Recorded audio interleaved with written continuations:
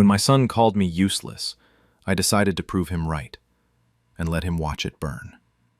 I'm a 58-year-old father who spent 30 years building something from nothing, a small auto repair shop that became my life's work. My son Patrick is 26 now, fresh out of college with his business degree and all the confidence that comes with it. My wife Linda, she's 56, and for most of our marriage, that shop kept us comfortable. Not rich, but comfortable. I started that business when I was 28, with a loan I could barely afford, and a garage that leaked when it rained. Spent 3 decades turning it into something real. It paid off our house. It paid for Patrick's college, all 4 years, no loans. It gave Linda the life she wanted. Every car I fixed, every late night I spent under a hood, it all went into building something I thought would matter. When Patrick graduated, I actually got excited. I thought he'd come in, help me modernize the place, maybe bring in some of that new business knowledge. Finally, I wouldn't have to do it all alone. That's not what happened. Patrick started working at the shop about 8 months ago, and within weeks, everything changed. He'd sigh every time I didn't understand one of his spreadsheets. He'd interrupt me when I was talking to the mechanics, guys who'd been with me for 15 years, and correct things I said. He started having these quiet conversations with Linda about when I'd retire, like I couldn't hear them through the bedroom door. I'd walk into my own office and find him on the phone with suppliers, talking like he already owned the place. The mechanics noticed. They'd give me these looks, like they felt bad for me. In my own shop. Then came the day I heard him on the phone with one of our parts suppliers. I was walking past the office and his voice carried through the door. He called me useless. Said he'd soon have full control and things would finally run properly. Just said it like it was a fact, like I was some obstacle he had to work around. I walked in and confronted him right there. Asked him if that's really what he thought. He didn't even look sorry. He just said, "Dad, you've done your part. Let me handle it before you mess things up permanently." That was it. That was the moment I decided he could have exactly what he wanted.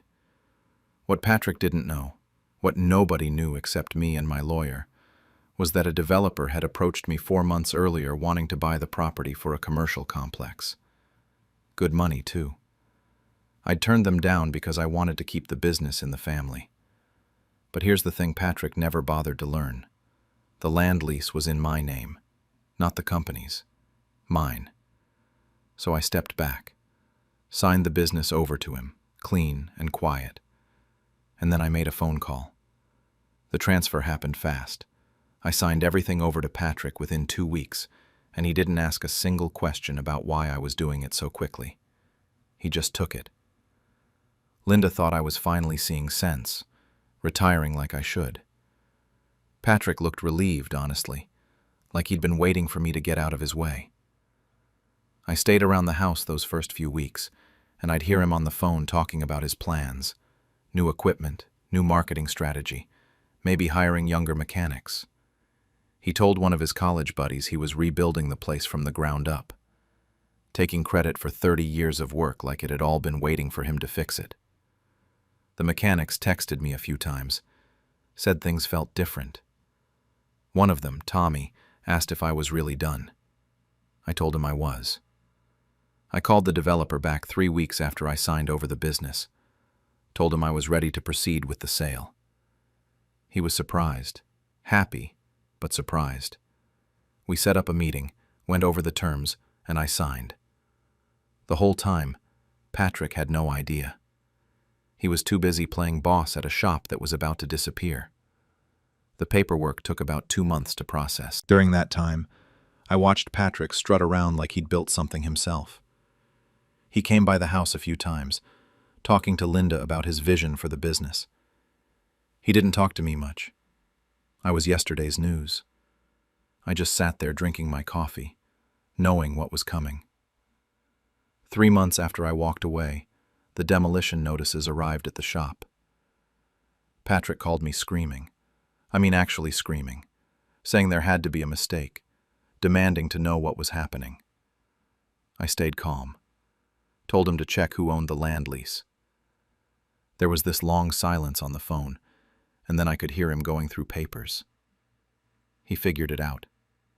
He showed up at the house an hour later, looked like he hadn't slept, started begging me to reverse it, saying I was ruining his future, that I couldn't do this to him.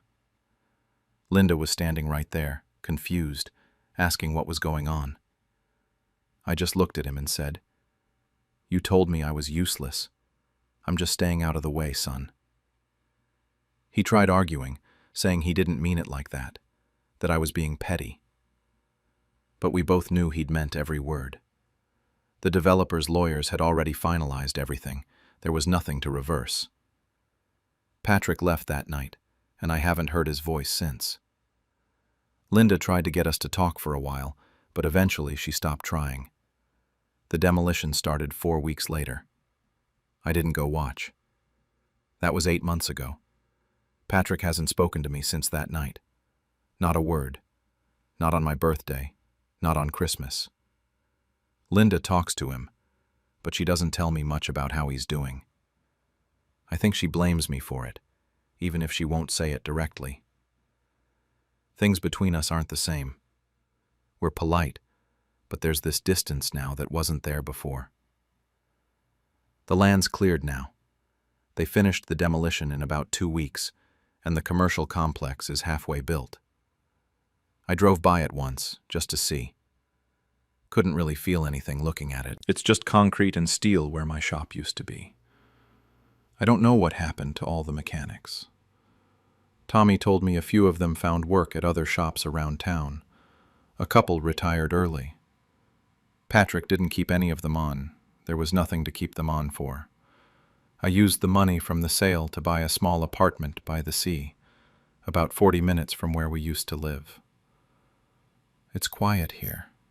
I wake up, make coffee, and sit on the balcony looking at the water. No one needs me to fix anything. No schedules, no employees, no son calling me useless in my own office. Some days that feels peaceful. Other days it feels empty. Linda visits sometimes. She'll drive down and we'll have lunch, talk about nothing important. She keeps suggesting I reach out to Patrick first, says someone has to break the silence. I tell her he knows where to find me. We don't argue about it anymore. I think about that day a lot. The look on his face when he realized what I'd done. I don't know if he's ever understood why I did it, or if he just thinks I'm a vindictive old man who couldn't handle being called out. Maybe that's all it was. Maybe I just wanted to hurt him the way he hurt me.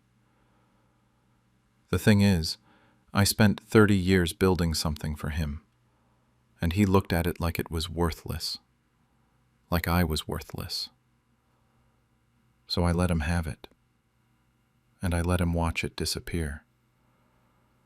There's a part of me that thinks he needed to learn that lesson, that you don't get to treat people like they're disposable, especially not the people who gave you everything. But then there's the other part, the part that wonders if I destroyed more than just a business, if I took my son's future and crushed it just to prove I still had power, if I went too far trying to teach him respect. I don't have an answer. I just know I'm 58 years old, sitting alone in an apartment, and my son won't return my calls.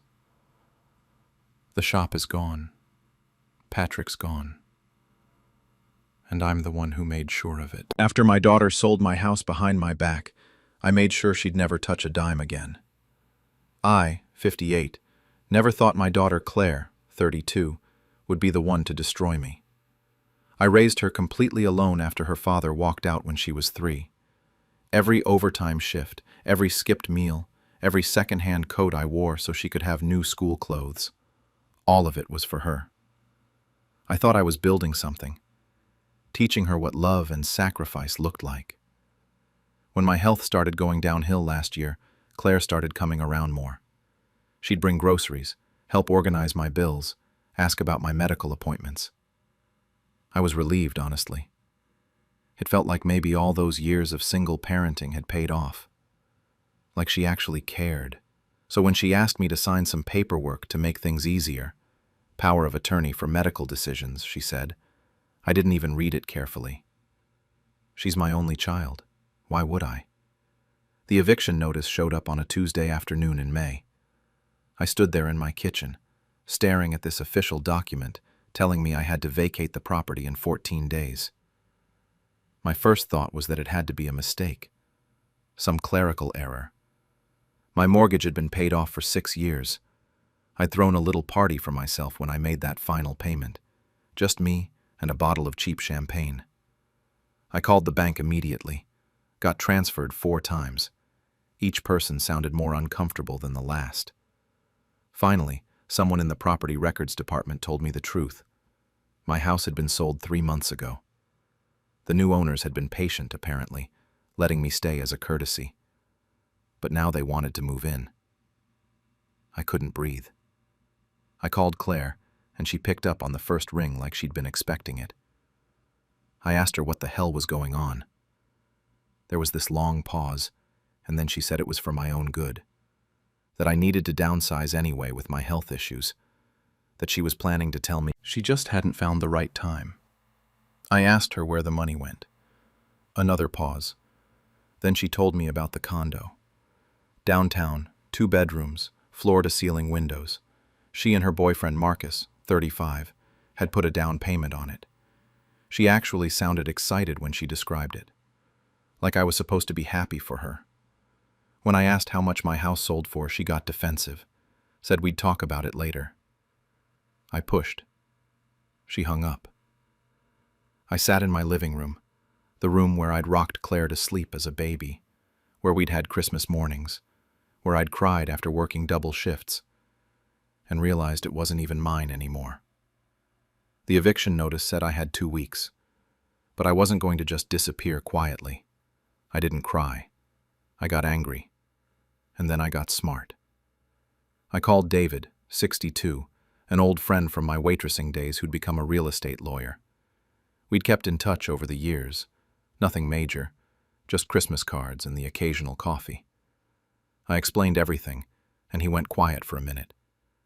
Then he said this sounded like elder fraud, and I needed to come to his office immediately. We met the next day. I brought every document I had, the power of attorney, bank statements, the eviction notice.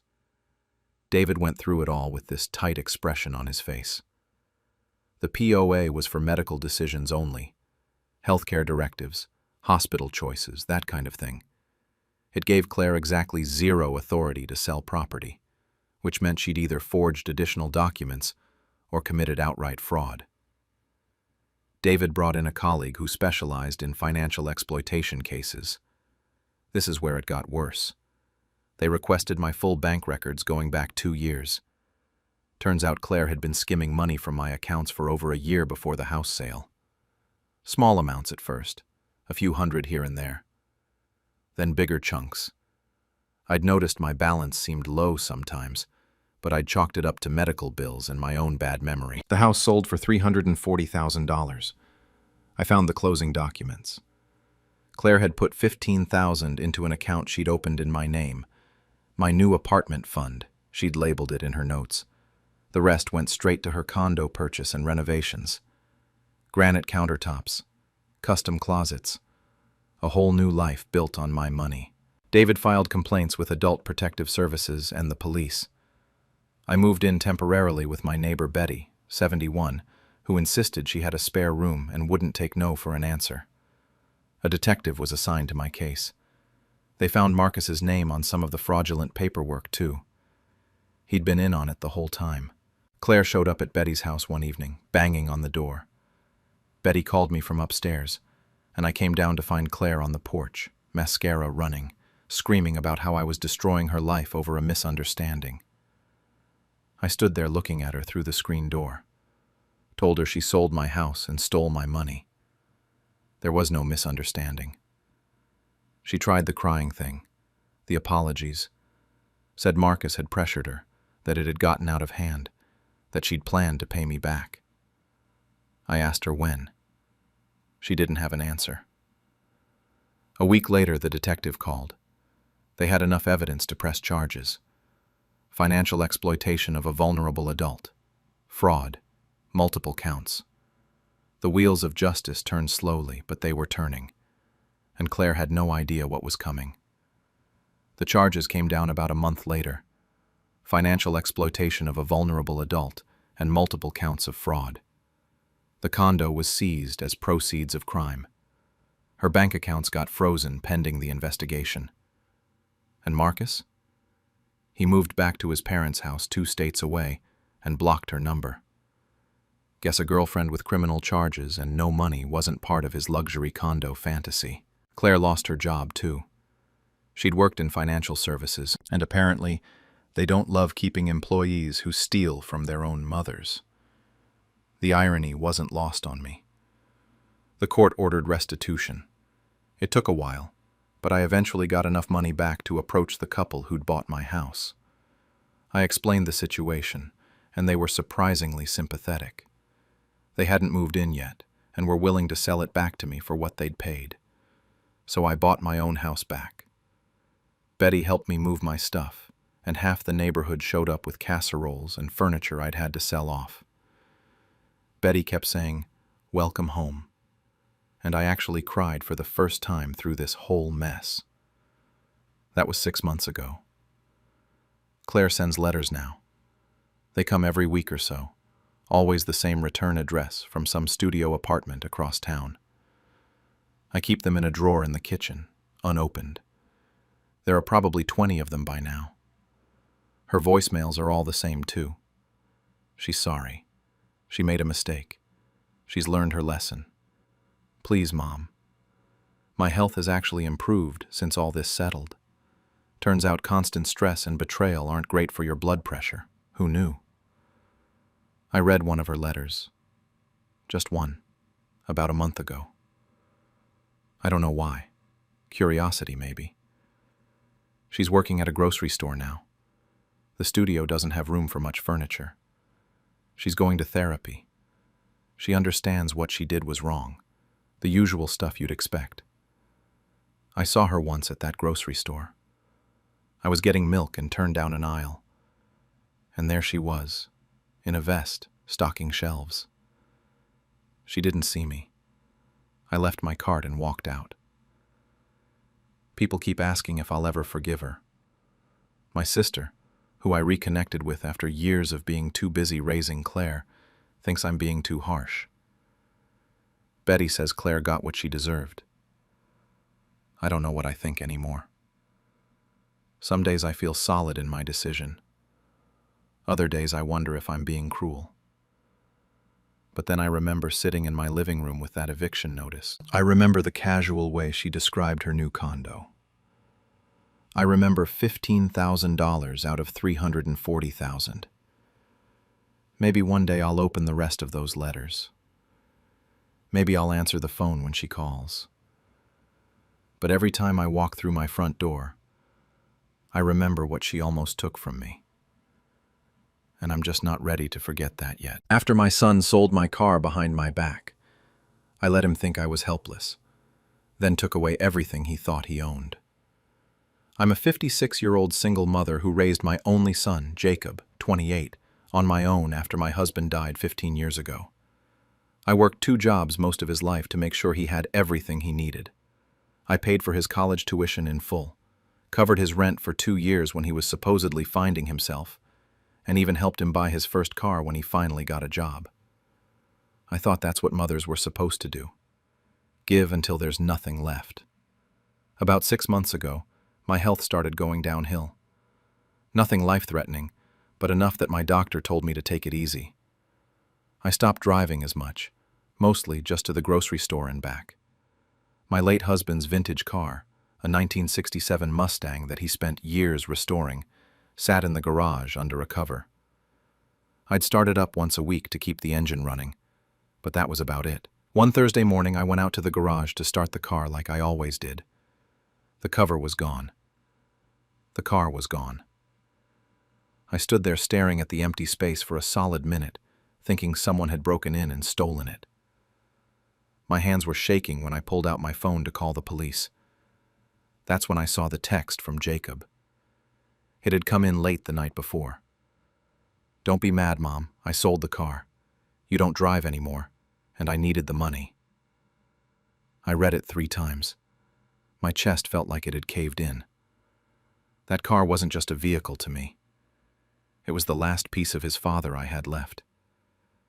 Every scratch on it had a story. His dad had driven me home from the hospital in that car when Jacob was born. I called Jacob immediately. He answered on the 4th ring, sounding annoyed that I'd woken him up.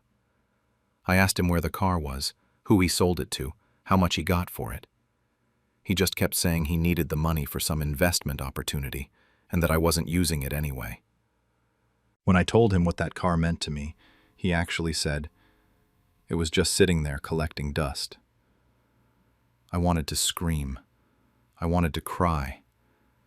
Instead, I took a breath and told him we'd talk later. I hung up and sat down on the garage floor where the car used to be. That's when something shifted in me. I wasn't going to beg. I wasn't going to cry to him about how much he'd hurt me. He clearly didn't care. So I started planning instead. The next day, I called a lawyer. I needed to know where I stood legally. That's when I found out something Jacob clearly hadn't bothered to check. The Mustang was still registered under my late husband's estate. Technically, I was the executor, but the title had never been fully transferred to my name, which meant Jacob had just sold property he had absolutely no legal right to sell. The lawyer told me I could press charges for fraud. I sat with that information for a while. Then I asked him what else we could do. Over the next 3 months, I went through every single financial connection I had with Jacob. It turned out there were a lot. The car he drove? I'd co-signed on the loan 3 years ago when his credit wasn't good enough. The apartment he lived in? I'd been paying half his rent for the past year because he said he was saving up for a down payment on a house. His savings account? I'd opened it for him when he was 16 and my name was still on it. 2 credit cards I'd added him to as an authorized user to help build his credit. I started making calls. I contacted the loan company and had myself removed as a co-signer, which meant they re-evaluated his loan based on his income alone. I stopped paying his rent. I went to the bank and removed him from the joint savings account, transferring everything to a new account in just my name. I called the credit card companies and removed him as an authorized user. My lawyer filed a police report about the car. I didn't push for charges yet, but I wanted it documented. During all of this, Jacob called me a few times asking for money. Once because his transmission was acting up, once because he was short on rent. I told him I couldn't help right now, that my medical bills were piling up. He sounded frustrated but didn't push it. He had no idea what was coming. It all hit him at once around the 3-month mark. The loan company repossessed his car when he couldn't make the payments on his own. His landlord threatened eviction. His credit score tanked because those credit cards I'd removed him from had been his longest-standing accounts. The savings account he thought he had access to was gone. He showed up at my house on a Tuesday evening, furious. He said I'd ruined his life, that I was sabotaging him, that what kind of mother does this to her own son? He was yelling in my driveway, loud enough that my neighbor came out to check if I was okay. I just looked at him and said calmly, "You took something from me you didn't earn. I just returned the favor." He didn't understand at first. He kept yelling about how I'd destroyed his credit and taken his car and frozen him out of his own accounts. I let him finish. Then I told him about the Mustang still being under his father's estate. I told him that selling it wasn't just cruel, it was fraud. I watched his face change when that sank in. He tried to backtrack then, said he didn't know, that he'd made a mistake, that he'd pay me back. But he didn't apologize for what he'd actually done. He apologized for getting caught. There's a difference. I told him he needed to leave. He stood there for a minute like he was going to argue more, then got in his friend's car and left. That was 4 months ago now. He hasn't been back since. My sister thinks I went too far. She called me 2 weeks after everything went down and said I was being vindictive, that he's my son and I should forgive him. I asked her if she'd forgive someone who sold her dead husband's belongings for cash. She didn't have an answer for that. About a month after the confrontation, I started trying to track down the car. I filed some requests through the DMV, made some calls. Eventually, I found out who Jacob had sold it to, a guy named Martin who collected vintage cars. I called him and explained the whole situation. I was honest about everything, including the fraud report. Martin was quiet for a while after I finished talking. Then he said his own mother had passed away 2 years ago, and he understood what it meant to lose something like that. He sold the car back to me for exactly what he'd paid Jacob. He didn't have to do that. The Mustang is back in my garage now. I start it every week like I used to. Sometimes I just sit in the driver's seat for a while. Jacob doesn't visit anymore. Occasionally that hurts more than I want to admit. He's still my son. I still love him. But every time I pass that car, I hear my husband's voice in my head saying, "Don't let him take advantage of you, love." He used to tell me that when Jacob was younger, and I'd cave to every request. I never listened. Maybe I finally did. I don't know if Jacob has learned anything from this. His social media suggests he's doing okay now, rebuilt some of what he lost. We don't talk. Sometimes I wonder if he tells people his mom is the villain in his story. Maybe I am. But I also know that if I hadn't done what I did, he'd still be coming to me with his hand out, taking whatever he wanted without a second thought. It took my own son stealing my retirement for me to finally stop being his safety net. I'm a 59-year-old father who spent 35 years breaking my back as a construction foreman. Every dollar I saved went to 2 things: my son Ben's education and my retirement fund. I never wanted luxury, just some peace in my later years. My wife died 2 years ago from cancer, and after that, the house felt too empty, too quiet. Ben moved back in about 8 months ago, said he wanted to keep me company, make sure I wasn't alone. I was grateful, honestly. He seemed different than he used to be, more helpful, more mature. He handled bills, fixed things around the house, made the place feel less like a tomb. I thought maybe losing his mom had finally made him grow up. Looking back now, I can see the signs I ignored. Ben was always eager to help with my finances, always asking questions about my accounts, my pension, how much I had saved. I brushed it off, told myself he was just trying to help his old man stay organized. He's my son. Why would I think anything else? Then one afternoon I went to renew my homeowner's insurance. The agent asked if I'd be paying from my savings account or the other one. I didn't know what she meant. She pulled up my account balance, $3,247. My stomach dropped. That account had $127,000 in it. I actually had to sit down. My hands were shaking so bad I could barely hold the pen to sign the paperwork. I drove home in a daze and went straight to my computer, pulled up my online banking statements. Dozens of withdrawals over the past 6 months, all authorized through my login, the one Ben had helped me set up because I'm not great with technology. Every single transfer went to an account in his name. The amounts started small. 2,000 here, 3,000 there.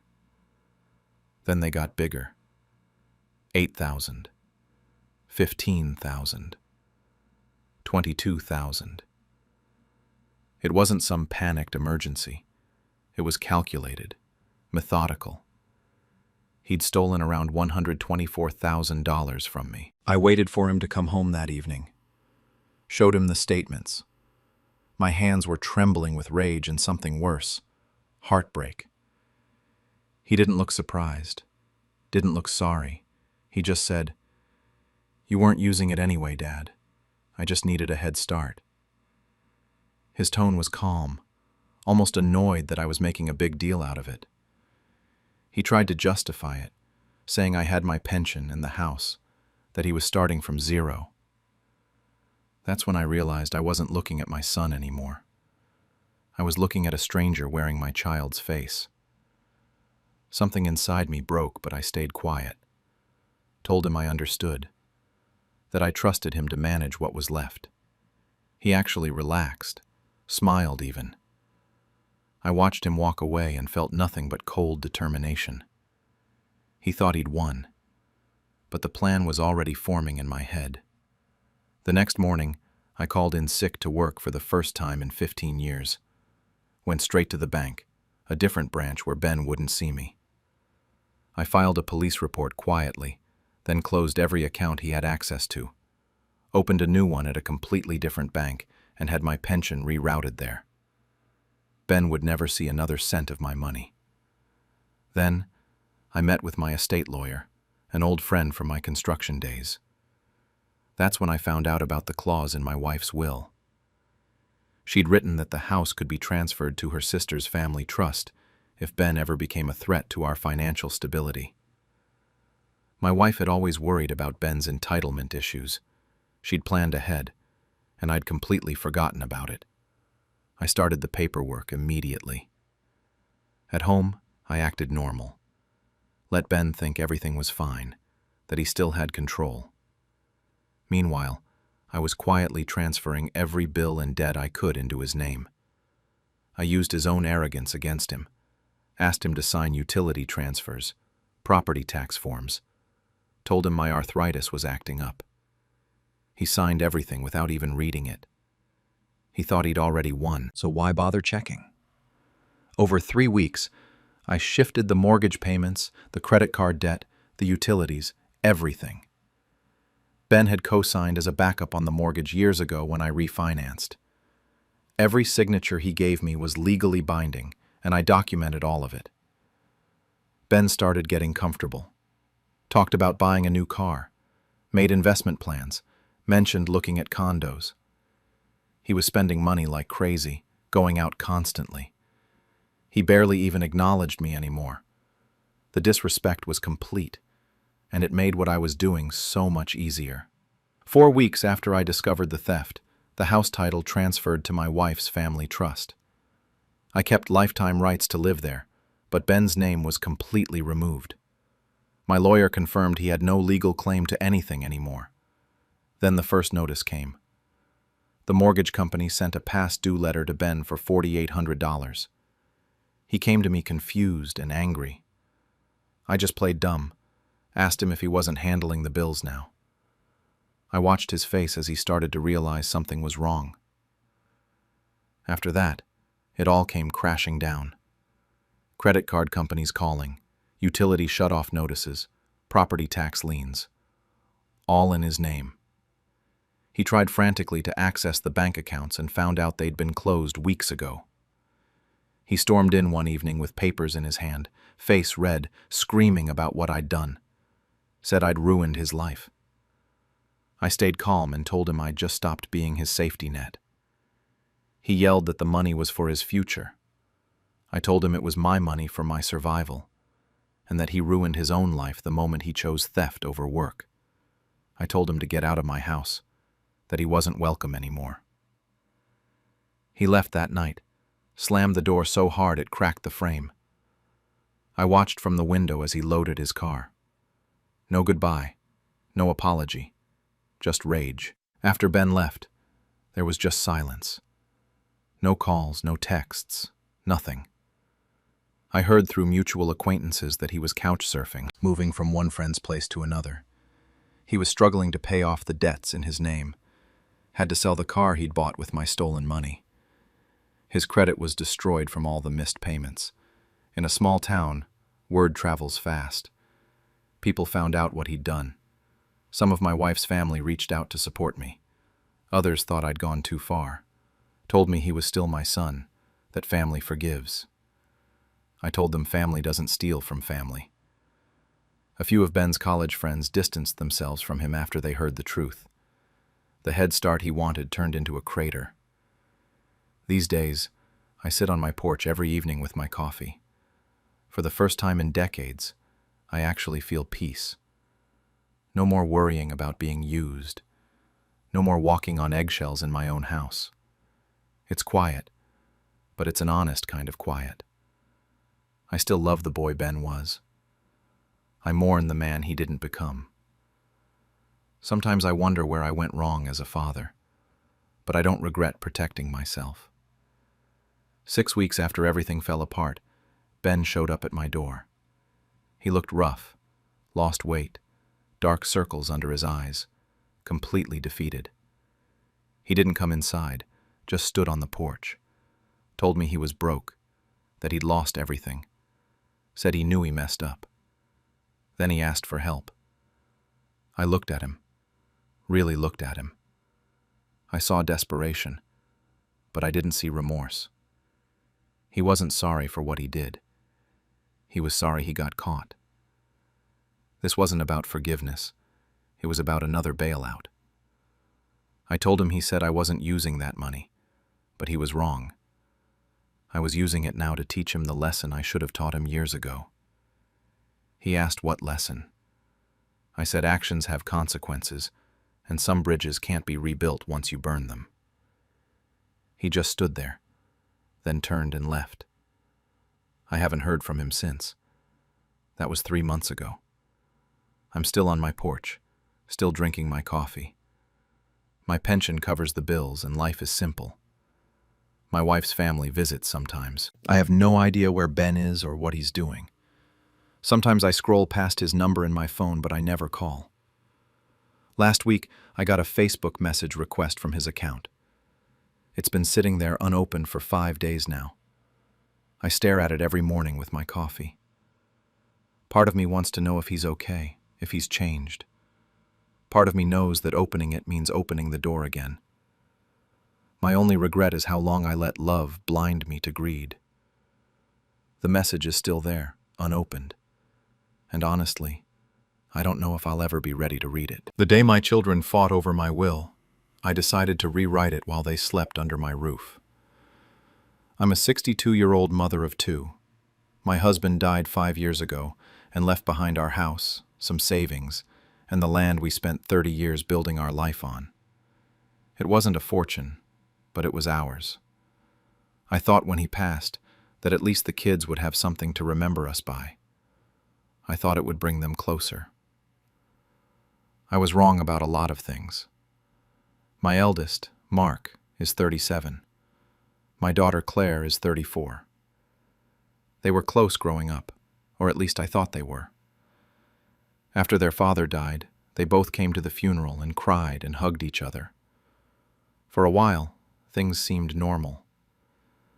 Then, about 6 months ago, Mark called and suggested I move in with him. Said he wanted to take care of me, that I shouldn't be alone in that big house. It sounded sweet at first. Claire didn't see it that way. She came over the next weekend, and the second Mark brought it up again, she lost it. Started accusing him of trying to get his hands on the house early. Mark's face went red, and he shot back that she was too busy with her new husband to care about me anyway. So why did she even have an opinion? It turned into shouting. Real shouting. The kind where you say things you can't take back. By the time they left that night, they weren't speaking to each other. I told myself it would blow over. Siblings fight. It happens. But then I started noticing things. Small things at first. A necklace I always kept in my jewelry box was gone. Then some papers from my desk drawer. Old photos from albums that suddenly had gaps in them. I thought maybe I was losing my mind, misplacing things. I'm 62, not ancient, but you start to doubt yourself. Then I checked the file cabinet where we kept important documents. My husband's will was gone. The original copy, just gone. I knew then it wasn't me. I called them both over and confronted them. They looked at each other, and Mark finally admitted it. They'd gone to a lawyer together, weeks ago, trying to find a way to reinterpret the inheritance terms. They wanted to figure out how to split things before I was even dead. Something broke in me that day. These were the same kids I stayed up with when they were sick, the same hands I held crossing the street. And now they were scheming behind my back over money that wasn't even theirs yet.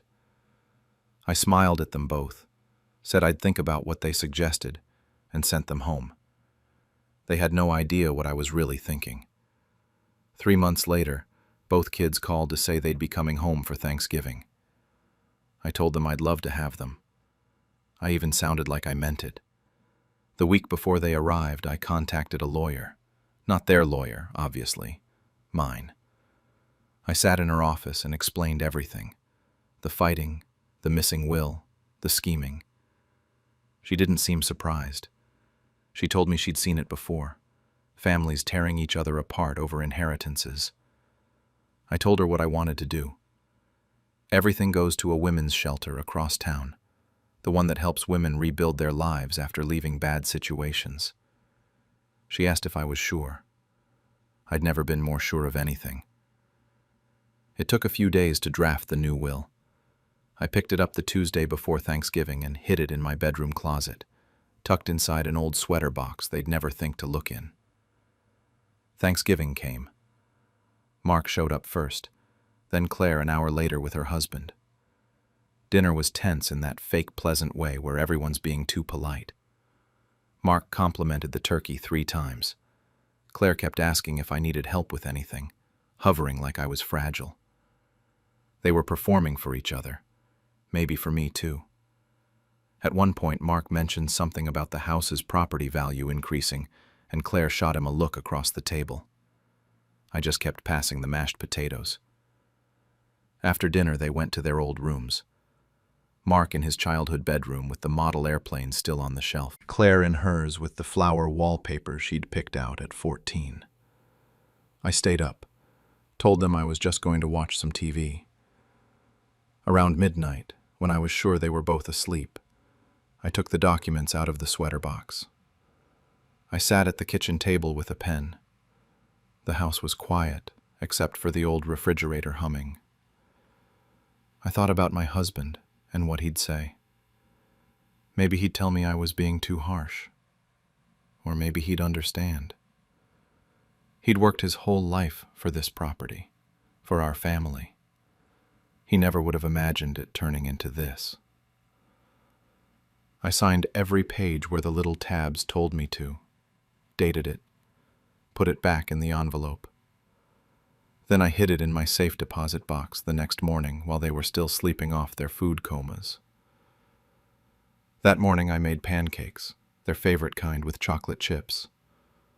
Hugged them both goodbye when they left on Sunday. Told them I loved them.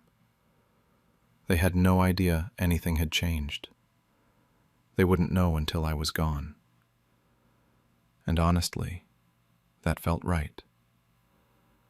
They'd made their choice when they stole that will. I was just making mine. In the months after, things went back to what passed for normal. Mark calls every few weeks, asks how I'm doing, mentions something about home repairs I might need help with. Claire visits when it's convenient, usually brings her husband. They're both still playing nice, still thinking they're in the running for something. Last month, Mark brought up the will again, just casually, like he was asking about the weather. Said I should make sure everything was in order, that it would be easier for everyone if things were clear. I just nodded and said I'd handled it. The look of relief on his face told me everything I needed to know. He thought handled it meant he'd won something. I don't know if revenge should feel this peaceful, but it does.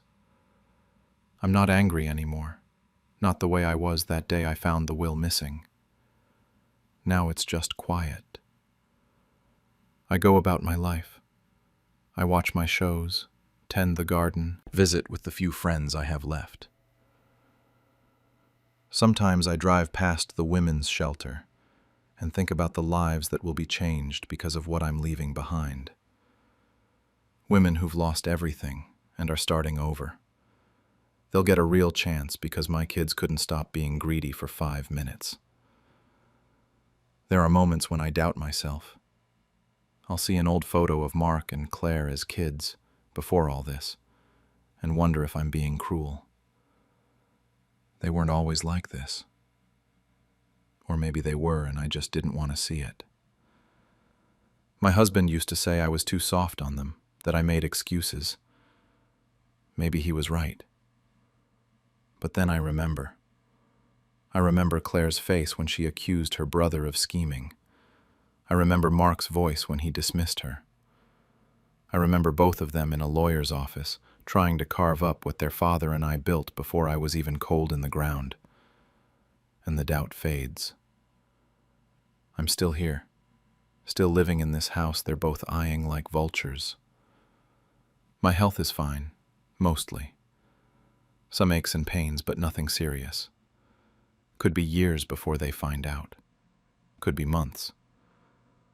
I had a scare last week, chest pains that turned out to be nothing, and I'd be lying if I said I didn't think about their faces when they hear the news. Sometimes I wonder if I should tell them now. Give them a chance to apologize, to prove they care about something other than money.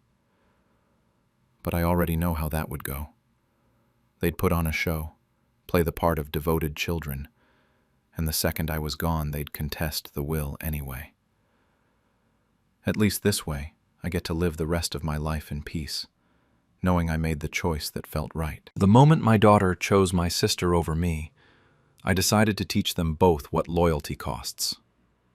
I, 55, raised my daughter Emma, 28, completely alone after her father walked out when she was 2. My sister Nora, 52, was always there through everything. She babysat when I worked double shifts. She showed up to every school play I couldn't make. She was the fun aunt who brought ice cream after bad breakups. I thought we were solid. I thought family meant something. 6 months ago, I decided to sell part of my property. I wasn't getting any younger, and I wanted to do something good while I could still see it matter. I gave Emma $150K and Nora $100K. A thank you. A way of saying I appreciated everything they'd done for me over the years. Then last year, I got pneumonia. Bad enough that I spent 3 weeks in the hospital. Emma visited twice. Nora came once. They both seemed distracted when they were there, whispering to each other in the hallway, checking their phones constantly. I figured they were just busy with their lives. I noticed my phone had been acting weird, though. Messages deleted. Calls in my log I didn't remember making. A nurse mentioned my daughter and sister had been asking a lot of questions about my condition and when I'd be released. When I finally came home, I expected peace, maybe some flowers. Instead, I found boxes everywhere. Emma and Nora were in my bedroom, going through my things, sorting them into piles. Emma looked up when I walked in and said we needed to talk, that this was for my safety. They showed me paperwork, nursing home admission forms, already signed. Emma had filed for emergency guardianship 2 weeks earlier while I was in the hospital. She claimed I had mental decline, that I couldn't care for myself anymore. Nora had signed as a witness, stating she'd observed my confusion for months. I looked around my bedroom. My jewelry box was nearly empty. My grandmother's rings, gone. I went to my desk and found banking statements showing withdrawals I never made. $23,000 total. Emma had power of attorney from years ago when I had a minor surgery, and I'd never bothered to revoke it. I found emails on my backup tablet, the one they didn't know about, where they discussed liquidating my assets quickly. They actually expected me to just go along with it. Emma said I was getting older, and they were doing this out of love. Nora said I'd be safer with professionals watching me. I laughed. I actually laughed in their faces because I thought it had to be some kind of sick joke. But they weren't joking. The transport to the nursing home was scheduled for the next morning. That night, I made a choice. I wasn't going to fight them. I was going to watch them, learn exactly what they were planning. So the next morning, When they came to take me, I acted confused, compliant, even cried a little and said maybe they were right. Maybe I had been forgetting things lately. The relief on their faces made me sick. Sunset Gardens wasn't terrible. The staff was nice, the food was decent. But it wasn't my home. I was stuck there, fully aware, fully capable, surrounded by people who actually needed to be there. Within a week, the nurses started questioning why I was even admitted. I played the part during Emma and Nora's weekly visits, though. Nodded along, seemed distant, let them think their plan was working. 2 weeks in, I called my old friend Richard. He's a retired family lawyer, sharp as ever.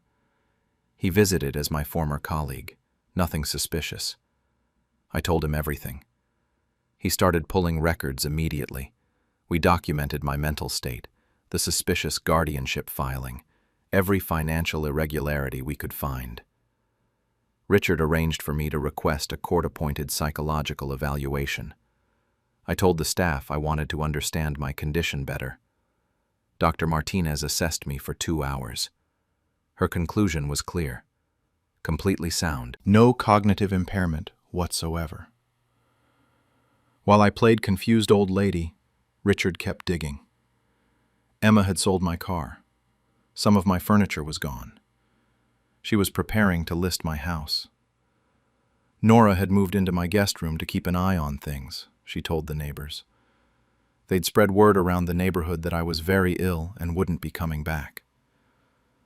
Turns out Emma had quit her job. She was planning to live off my assets. Nora had $60,000 in credit card debt that my money was helping pay off.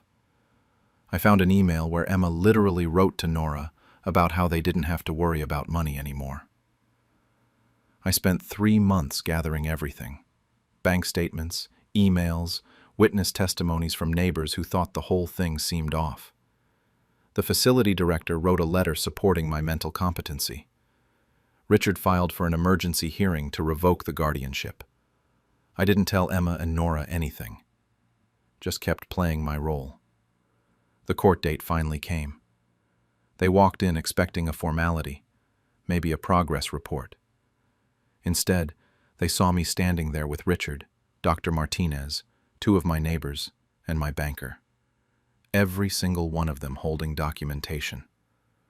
I've never seen 2 people go that pale that fast. The judge heard everything. The falsified guardianship claims, the financial exploitation, Dr. Martinez's assessment of my perfect mental health. Emma started crying, said she was just trying to protect me. Nora claimed she only went along because Emma seemed so worried. Then I spoke. I laid out every theft, every lie, every single thing they'd done while pretending to care about my safety. I showed the emails where they discussed splitting the money from selling my house. The judge was furious, called it elder abuse and potential fraud, revoked the guardianship immediately, and ordered them to return everything within 30 days. Emma got threatened with criminal charges if she didn't make full restitution. I walked out with a restraining order keeping them away from my property. 2 days later, I moved back home, changed every lock, every password, every bank account. I managed to recover about $18,000 of what they'd stolen. The rest was already spent. I sold the remaining property I hadn't divided yet. Another $200,000. Then I met with Richard to rewrite my will. Left everything to Second Chances Foundation. They help single mothers with housing and legal aid. Set up the trust to be completely irrevocable. Sent copies to Emma and Nora via certified mail, so they'd know exactly where things stood. That was 4 months ago. Emma calls every week, sometimes crying, sometimes screaming about how I'm choosing strangers over my own daughter. Nora texts daily with apologies, saying she was weak, begging for forgiveness. I haven't responded to either of them in 3 months. My neighbors whisper when I walk by. Some think I'm cruel, others nod approvingly. I'm 55 and relatively healthy. I could live another 30 years. I have no real family now except some distant cousins I barely know. Holidays alone, birthdays alone, eventually growing old alone. Some nights I wonder if I should have just forgiven them. Other nights I remember watching them pack up my life like I was already dead. Emma sent a letter last week saying she made a mistake, that she was scared about money and her future. But she's still my daughter. Asked if I'm really going to die alone just to prove a point. Nora's last message said I've lost my compassion, that the sister she knew would have understood. Maybe they're right. Maybe I did lose something. But I gained something too. I proved I wasn't the confused, helpless old woman they tried to turn me into. I sleep in my own bed now, in my own house, making my own choices. Emma left a voicemail yesterday. She's pregnant. I'm going to be a grandmother. She wants to talk. I've listened to it 11 times and still haven't called back. The night my sons dumped me in a nursing home, I decided to let them taste what abandonment feels like. I'm a 63-year-old mother of 2 grown sons, Adam, 36, and Luke, 34. My husband died 2 years ago, and when he did, both my boys stood at his funeral and promised they'd take care of me. I believed them. Why wouldn't I? I'd spent my entire youth raising them, working double shifts as a nurse, skipping meals so they could have new shoes and school trips and everything I never had growing up. For a while, things were fine. I lived in the family home, the one my husband and I bought 35 years ago. But then I started slowing down. Nothing major at first. I'd forget appointments sometimes. Moving got harder. Grocery shopping became exhausting. I needed help with house maintenance, things my husband used to handle. Normal aging stuff, or so I thought. That's when my sons started having conversations that would stop the second I walked into a room. Adam would be on the phone with Luke, and the moment I appeared it was all, "Hey Mom, just talking about work." Luke stopped answering my calls as often. When he did, he sounded distracted, distant. Adam started throwing around phrases like, discussing options for Mom's future. I figured he meant hiring someone part-time to help around the house, maybe a housekeeper or a handyman. I was wrong. One Thursday evening, Adam showed up at my door with a smile that didn't reach his eyes. He said we were going to tour a senior resort, just to look at options, nothing serious. I was confused, but I trusted him. He's my son. I got in the car. The drive took 45 minutes. Way longer than I expected. We pulled up to this place called Meadowbrook Senior Living, and my stomach dropped. It looked institutional. Clinical. Nothing like a resort. Then I saw Adam pulling a suitcase from the trunk. My suitcase. One I didn't pack. That's when I understood. This wasn't a tour. This was an admission. I confronted him right there in the lobby, surrounded by wheelchairs and nurses, and that awful disinfectant smell. I asked him what was happening, why he'd brought me here. He kept his voice calm, told me to just try it for a few days, that I'd see how nice it was. I begged him to take me home. I actually grabbed his arm, he hugged me, he smiled, and he said, "You'll be happier here, Mom. We can't give you the care you need." Then he left. A staff member took my arm gently and guided me toward the intake desk while I watched my son drive away through the glass doors. He never looked back. I called Luke that night. He didn't answer. Hours later, he texted, "Adam told me. It's for the best." That first night, lying in a strange bed in a strange room, I realized my sons had just erased me from their lives. 3 months passed in that place. 3 months of terrible food, bingo games I never asked to play, and pitying looks from staff who thought I actually belonged there. My sons visited once, 20 minutes. They brought flowers and made excuses about work and traffic. Then they left. At first, I was just depressed. Then the depression turned into something sharper. Anger. That's when I met Dorothy. She was 71, sharp as a tack, and her daughter visited every week. We started playing cards together, and one afternoon she asked me straight out why I was even in this place. I told her everything. She went quiet for a minute, then said her daughter was an estate attorney. She told me I needed to check my finances because something didn't smell right. Dorothy's daughter Sarah came by the next week. She was careful, professional. She told me how to request my financial records from the bank and said if I needed help, to let her know. It took 2 weeks to get the documents. 2 weeks of my stomach in knots, wondering what I'd find.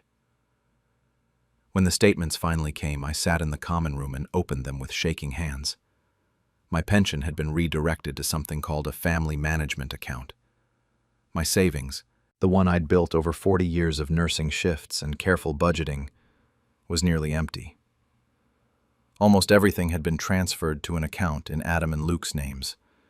They'd been signing as my financial power of attorney on documents I never signed. Never even saw. The total came to roughly $340,000. Gone. And the house. The house my husband and I bought when the boys were little. They were living in it rent-free, telling people they were maintaining it for me. But the paperwork showed they'd started the process to transfer the deed into their names. I sat there, staring at those papers until the words blurred. Then I called Sarah and hired her officially. She confirmed it within days. Financial elder abuse. We could fight it in court, she said. I told her I didn't want to fight.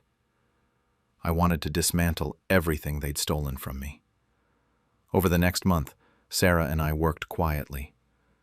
We filed fraud claims and froze the accounts. I got a cognitive evaluation that proved I was perfectly competent. We revoked the forged power of attorney. Step by step, we clawed back my money. Then I found out my sons had been telling our extended family I had dementia, that I didn't recognize them anymore.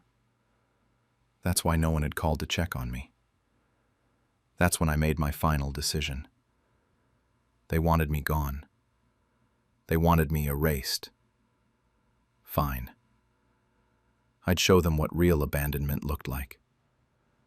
Sarah helped me list the family home for sale. We did it quietly. My sons had no idea, because they still thought I was incompetent and trapped in Meadowbrook. The house sold in 3 weeks, above asking price. I took the proceeds and transferred a significant portion to the Second Chances Foundation, an organization that helps abandoned elderly women and widows. The rest went into my personal account, the one only I could access. Then I checked myself out of Meadowbrook. Turns out I was never legally required to be there in the first place. I used some of the money to rent a small cottage with Dorothy and Margaret, another woman I'd befriended at the home. 3 bedrooms, quiet neighborhood near the coast. For the first time in months, I could breathe. My sons received the notice to vacate 30 days later. The paperwork showed the house had been sold and they had no legal claim to it. Adam called my old phone number. I'd already changed it. Luke showed up at Meadowbrook and the staff told him I'd checked out weeks ago. Sarah sent them a letter explaining that she had documentation of their financial fraud and that I wouldn't press criminal charges as long as they left me alone. That was 6 months ago. Now I live in the cottage with Dorothy and Margaret. I have a small garden in the back. We drink coffee on the porch in the mornings. These women are better company than my sons ever were, and I finally understand what real family is supposed to feel like. Adam has sent letters to Sarah's office, the only address he has for me. He says they made mistakes, that they're sorry, that they thought they were helping. Luke left a voicemail on my old number saying he was overwhelmed and didn't mean to hurt me. They both claim they only wanted what was best for me.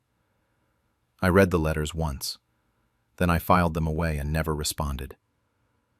Some family members have reached out through distant relatives, saying I'm being too harsh. Others whisper that the boys got what they deserved. I don't care either way. I sleep well at night now. The foundation I donated to has already helped 12 women escape situations like mine. That money is doing more good than it ever would have in my son's hands. Last week, Dorothy mentioned she saw Adam's car drive slowly past our cottage. He didn't stop, just looked. Margaret asked me what I'd do if they showed up at the door one day, actually begging for forgiveness. I still don't have an answer to that. But I remember that Thursday night. I remember 3 months of wondering if I'd die alone in that place. I remember discovering they'd stolen from me while pretending to care. They taught me what abandonment feels like. I simply returned the lesson, with interest. They cut me out of the family company, so I took the clients with me. I'm Michael, 57, a father of 2 sons, David, 32, and Ryan, 29. And for most of my adult life, my identity was wrapped up in one thing: the construction company my wife Sarah and I built from nothing. We started it 30 years ago with a truck, some tools, and more guts than sense. Over the years, it grew into something I was proud of. When the boys got older, I brought them in, trained them myself, taught them everything I knew about the business, about dealing with clients, about doing honest work. 5 years ago, I made them partners. I thought I was building a legacy for them. Turns out, I was just building my own replacement. About 3 weeks ago, I started noticing something was off. I'd show up to the office and realize there had been meetings I wasn't told about. Important ones. Budget discussions, client reviews, the kind of stuff I'd always been part of. When I asked David about it, he brushed it off. Said they were just handling some minor issues, didn't want to bother me. I let it slide because I trusted them. Then I got the letter. Not handed to me personally, not even a conversation. Just a formal letter in the mail like I was some random employee. My sons had filed paperwork to remove me as managing director. The reasons they listed were age-related decline and poor judgment. I read that line about 5 times before it actually sank in. They were pushing me out of the company I built. I went to the office the next day and confronted them. Both of them were there, sitting behind the desk in what used to be my office. They looked at me like I was interrupting a board meeting. I asked them what the hell they thought they were doing, and Ryan said it plain as day. "It's not personal, Dad. It's business." David nodded along and added something about protecting the company's future. They'd clearly rehearsed this. Sarah was there too, standing off to the side looking uncomfortable, but she didn't say anything. She didn't defend me or them. She just stood there, caught between her husband and her sons, and chose silence. I left without another word, drove around for hours trying to process what had just happened. My own kids had staged a coup. They wanted me gone, wanted my name off the company that had my blood, sweat, and tears in every single project. That night, I sat alone in my garage workshop, and something shifted. I wasn't sad anymore. I was clear-headed.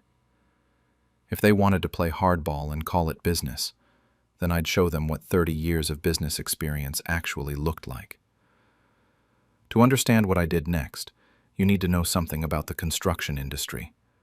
It's not like other businesses where contracts and corporate relationships matter most. In construction, especially at our level, everything runs on personal trust. I'd spent 3 decades building relationships with every major client, every supplier, every subcontractor. These people didn't work with our company because of the name on the building. They worked with us because they trusted me. My sons never understood that. They thought the business was the contracts and the equipment and the office. They didn't realize the real value was my reputation. So I started making phone calls. Quiet ones. I didn't trash talk David and Ryan. I didn't have to. I just told people the truth. I was no longer with the company, and the quality and ethics they'd come to expect might not continue under new management. That was it. Most of them got the message immediately. Tom Henderson, a developer I'd worked with for 15 years, was my first call. He said he'd been wondering why I wasn't returning his emails. When I explained the situation, there was a long pause, and then he said he'd need to reconsider his current projects with the company. 3 other clients said basically the same thing over the next week. 2 months in, I registered a new LLC. Nothing fancy, just my name and construction services. No office. I worked from home. Then I started reaching out to the key employees, the guys who actually ran the job sites. The foremen, the project managers, the people I'd mentored over the years. I'd given some of these guys their first real shot in the industry when nobody else would hire them. They remembered that. Within 4 months, half my old crew had jumped ship. Within 6 months, the clients started officially pulling their contracts. I heard through the grapevine that David and Ryan were panicking, trying to figure out what was happening. They scheduled meetings with clients, but it was awkward. These people knew them as my kids, not as leaders they trusted with million-dollar projects. The exodus kept going. More employees left, more contracts disappeared. My new company was smaller, leaner, but we were busy, really busy. Meanwhile, my son's company was hemorrhaging money. They started underbidding on projects just to stay afloat, then cutting corners to make those bids profitable. Word gets around fast in this industry when quality drops. 18 months after they cut me out, I got a call from David. His voice was shaky. The company was bankrupt. They were filing Chapter 11. He asked if we could meet. We met at a coffee shop, neutral ground. Both David and Ryan were there, and they looked like hell. Exhausted, beaten down. Part of me expected to feel something in that moment. Satisfaction, vindication, maybe even pity. But I just felt empty. They got straight to it. The company was done. Bankruptcy was inevitable. But they had a proposal. Merge our companies. Combine resources. They actually used the word save multiple times, like they were doing me a favor. Ryan said they'd made a mistake and could fix it if we worked together. David played the family card, said that's what families do, stick together through hard times. I actually laughed. Out loud, in the middle of the coffee shop. I couldn't help it. The audacity of them sitting there asking me to bail them out after what they'd done was almost impressive. I told them I'd already saved the business. I just didn't include them in it. There was nothing to merge because they had nothing left that I wanted. They'd made their choice when they called it business instead of family, and now they had to live with it. Ryan got emotional, started talking about how they'd lose everything, how they had mortgages and families to think about. I stood up to leave and told them they should have thought about that before they bit the hand that built their empire. I walked out and didn't look back. That was 4 months ago. My company is doing well. Smaller than the old one, sure, but profitable and steady. I work with people who respect me, take on projects I actually care about, and go home at the end of the day without wondering if someone's plotting behind my back.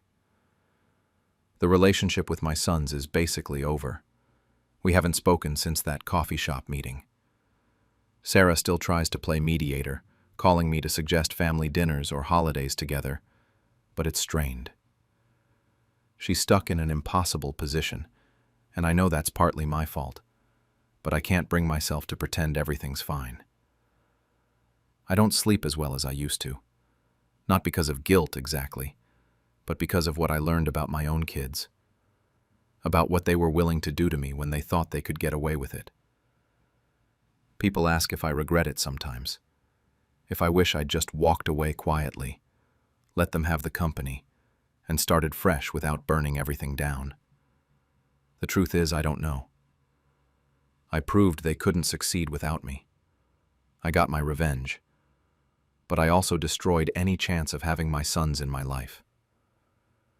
Last week, David left me a voicemail. I haven't listened to it yet. I'm not sure I want to. They laughed when I signed everything over to them, until they realized what they'd actually inherited. I'm a 61-year-old father of two sons, Marcus, 34, and Dylan, 31, and this is about how they tried to erase everything my late wife and I built together. My wife Elena and I ran a family restaurant for over 30 years. Nothing fancy, just good food and a place where people felt at home. Our boys grew up in that restaurant, bussing tables after school and complaining about smelling like French fries. After college, they both moved to the city for corporate jobs, which was fine. I wanted better for them than the long hours and thin margins we dealt with. When Elena died 2 years ago, everything fell apart. I tried keeping the restaurant going alone, but I was exhausted and grieving and barely holding it together. The boys started visiting more often, and I thought they were worried about me. They kept bringing up retirement, saying I'd earned my rest, and that they could take over and modernize things. I wanted to believe they cared. I wanted to believe they'd honor what we built. So I signed everything over. The business licenses, the assets, all the equipment. My lawyer handled most of it, kept asking if I was sure. I told him these were my sons. Of course I was sure. The property deed stayed in my name since the business transfer was complicated enough, but the boys said it didn't matter anyway. They threw me a retirement dinner at the restaurant. Everyone was there, all the old staff, some regulars. My sons kept toasting to me finally letting go, and I remember them laughing about how I'd fought them on every little suggestion for years. I felt relieved that night, proud even. I thought I was securing the family legacy. The first month they made small changes, updates they called them. Then in month 2, Maria got fired. She'd been our waitress for 20 years, knew every regular by name. Chef Ramon went next. 15 years gone just like that. When I asked why, Marcus said they needed people who fit the new vision. By month 3, construction crews were ripping out the booths where families had sat for decades. I went by to check on things and barely recognized the place. The boys were too busy with contractors to really talk, just patted my shoulder and said, "Trust the process." 6 months in, I got an invitation to the grand reopening. I showed up and couldn't believe what I was seeing. Neon lights everywhere, music so loud you couldn't think, and a menu full of overpriced small plates. But the worst part was outside. Elena's name was gone from the sign, completely erased. They'd renamed it M&D's Lounge, like she'd never existed at all. I confronted them right there, during the opening night crowd. Dylan pulled me aside and told me this was just business, that I wouldn't understand. Then Marcus said Mom would want them to be successful, not stuck in the past. I walked out and didn't look back. That night, sitting alone in my apartment, I remembered something they'd forgotten about entirely. I sat at my kitchen table that night staring at the property deed. The building, the land, all of it was still mine. I'd only transferred the business operations. My lawyer had suggested keeping the property separate for tax reasons, and the boys never even asked about it. They just assumed everything was theirs. For the next year, I did something I'd never done before. I stayed silent and watched. They were all over social media, posting about their success. Local news did a feature on them as young entrepreneurs revitalizing the neighborhood. They took out massive loans to expand, started planning a second location. Marcus posted a photo standing in front of the restaurant with a caption about building an empire from the ground up. From the ground up. Like Elena and I hadn't spent 3 decades breaking our backs in that place. I kept tabs on everything but didn't reach out. Part of me wanted to see how far they'd go. The other part was still too hurt to face them. Then one day I ran into Maria at the grocery store. She'd been our waitress for 20 years, practically family. When she saw me, she teared up and told me they hadn't even given severance to anyone they fired. Just said the new vision didn't include people stuck in old ways. She mentioned Chef Ramon's wife was sick, and he'd really needed the insurance. That's when something in me shifted. Maria looked at me and said Elena would be heartbroken, but she'd also want me to fight back. I called my lawyer the next day. Turns out my sons had never paid me a single dollar in rent. They were technically squatting on my property. I could either evict them or negotiate a lease at fair market rate, which had tripled in our area. My lawyer warned me it would destroy my relationship with my sons. I told him they'd already done that when they erased their mother. We sent the eviction notice on the morning of their 1-year anniversary celebration. 30 days to vacate or pay triple market rate rent. I sat in my car across the street and watched the process server hand it to Marcus outside the restaurant. The look on his face was something I'll never forget. Marcus called 47 times that day. I didn't answer. Dylan showed up at my apartment that evening, angry at first, then begging. He said this would ruin them. They had investors and loans and contracts for the second location. I stayed calm and told him they'd had a year to ask about rent. They'd had a year to care. Marcus came later, more aggressive. Started talking about sabotaging family and how I couldn't do this to them. I finally said what I'd been holding in for months. They sabotaged the family when they fired people who'd been there during Elena's cancer. When they erased her name like she meant nothing. They threatened to sue. I told them to go ahead, that my lawyer said I was completely within my rights. They'd signed everything without reading, so maybe they weren't the business geniuses they thought they were. Dylan slammed the door so hard on his way out that a picture frame fell and shattered. It was a photo of Elena at our original restaurant opening. I picked up the broken glass and apologized to her for letting them do what they did. They tried everything after that. Hired lawyers who confirmed I was right. Pushed for family mediation that I refused. Even got their aunt to call and try guilting me. Nothing worked. They missed the payment deadline and the eviction went through. The local news picked up the story about a family restaurant empire crumbling over a property dispute. The comments online were split. Some people called me vindictive and cruel. Others said my sons had it coming. 3 weeks after they vacated, I stood in front of the empty building for the first time in over a year. They'd trashed the place out of spite. Expensive equipment was broken. Walls were damaged. But the foundation was still there. It was still my building. I used the money from their brief rent payment to start modest renovations. Then I reached out to the old staff. Maria, Chef Ramon, and 2 others agreed to meet with me. They were skeptical at first. I told them I couldn't pay what they deserved yet, but I could promise respect and fair profit sharing. That was enough. We kept the renovations simple, restored the original booths, repainted, fixed Elena's sign out front. Chef Ramon brought back all her original recipes, the dishes people actually loved. The soft opening was terrifying. I wasn't sure anyone would show up. But old customers started trickling in, asking if it was really back, if it was really me. Mrs. Chen, who'd brought her kids there for 20 years, cried when she saw Elena's name back on the sign. It was smaller and humbler than before, but it felt right.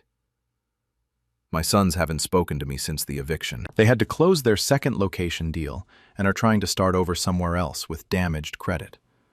Some family members took sides. My younger sister supports what I did. My older brother thinks I went too far. Their aunt sent me a message saying my sons were struggling and that they're my blood. I told her, so were the people they threw away. It's been 4 months since reopening. We're not making much, but we're surviving. I see my sons' social media posts occasionally. They're working, but the empire dream is gone. Sometimes I catch myself reaching for my phone to call them. Then I remember everything that happened. People keep asking if I regret it. Honestly, I don't know. Some days I feel like I did the right thing. Other days I feel like I orphaned myself.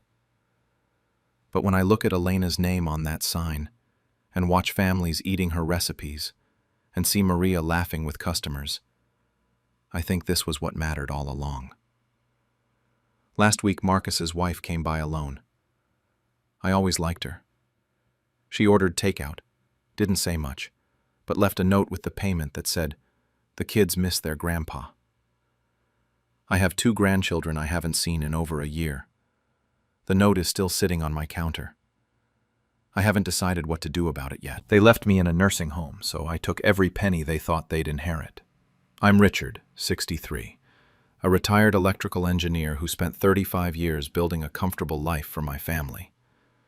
I have 2 kids. Marcus, 38, works in sales, and Elena, 35, does something in marketing. My wife Carol passed 3 years ago from cancer, and since then I've been managing fine on my own. Paying bills, keeping up the garden, living in the house we built together. Last December, I slipped on ice carrying groceries up the front steps. Fractured my hip, broke 2 ribs. Stupid accident, but these things happen.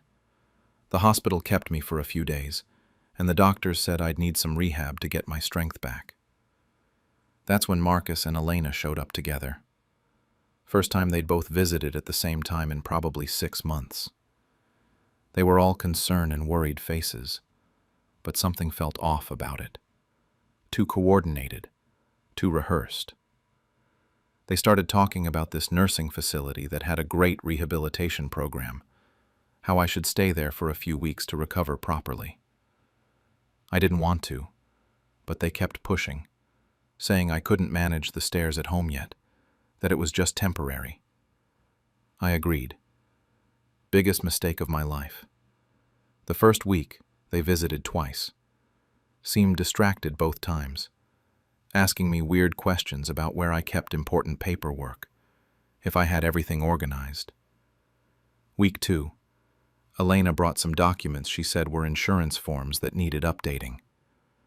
I was pretty groggy from the pain medication and just signed them. Week 3, Marcus mentioned he'd help handle some of my bills to reduce my stress. I thought he was being helpful. By week 4, I was feeling stronger and started asking when I could go home. They got vague. Said we'd talk about it soon, that I should focus on recovery. Then my neighbor Tom stopped by to visit. Nice guy, around 67, lives 3 houses down. He was making small talk and casually mentioned seeing a for sale sign on my lawn. I thought he was confused, maybe saw it at another house. But when I tried calling my home phone later that day, it was disconnected. I demanded to speak with the facility director. She called Marcus and Elena in. That's when they told me they'd listed the house for sale. For my own good. Because I clearly couldn't live alone anymore. They showed the director the power of attorney I'd supposedly signed, those insurance papers Elena brought. The staff believed them completely. I realized right then what was happening. My own children were erasing me while I was still alive, and there was nothing I could do about it. That night, sitting alone in that sterile room, I felt more helpless than I'd ever felt in my life. I kept thinking about Carol, about building that house together, raising our kids there, all the overtime I worked to pay for their college, the down payment I helped Marcus with on his first condo. None of it mattered to them. I was just an inheritance they couldn't wait for. But by morning, something shifted. I wasn't going to just lie there and let them bury me alive. I remembered James Chen, my old accountant who went to law school later in life.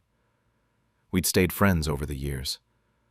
During recreation time, I used the facility computer to send him an email. Kept it vague in case someone was monitoring things.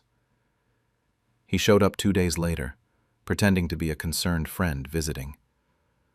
We talked in the garden where nobody could hear us. I explained everything. James didn't even seem surprised. He said he'd look into it quietly. Over the next 3 weeks, James dug into everything. The power of attorney documents had inconsistencies in the notarization.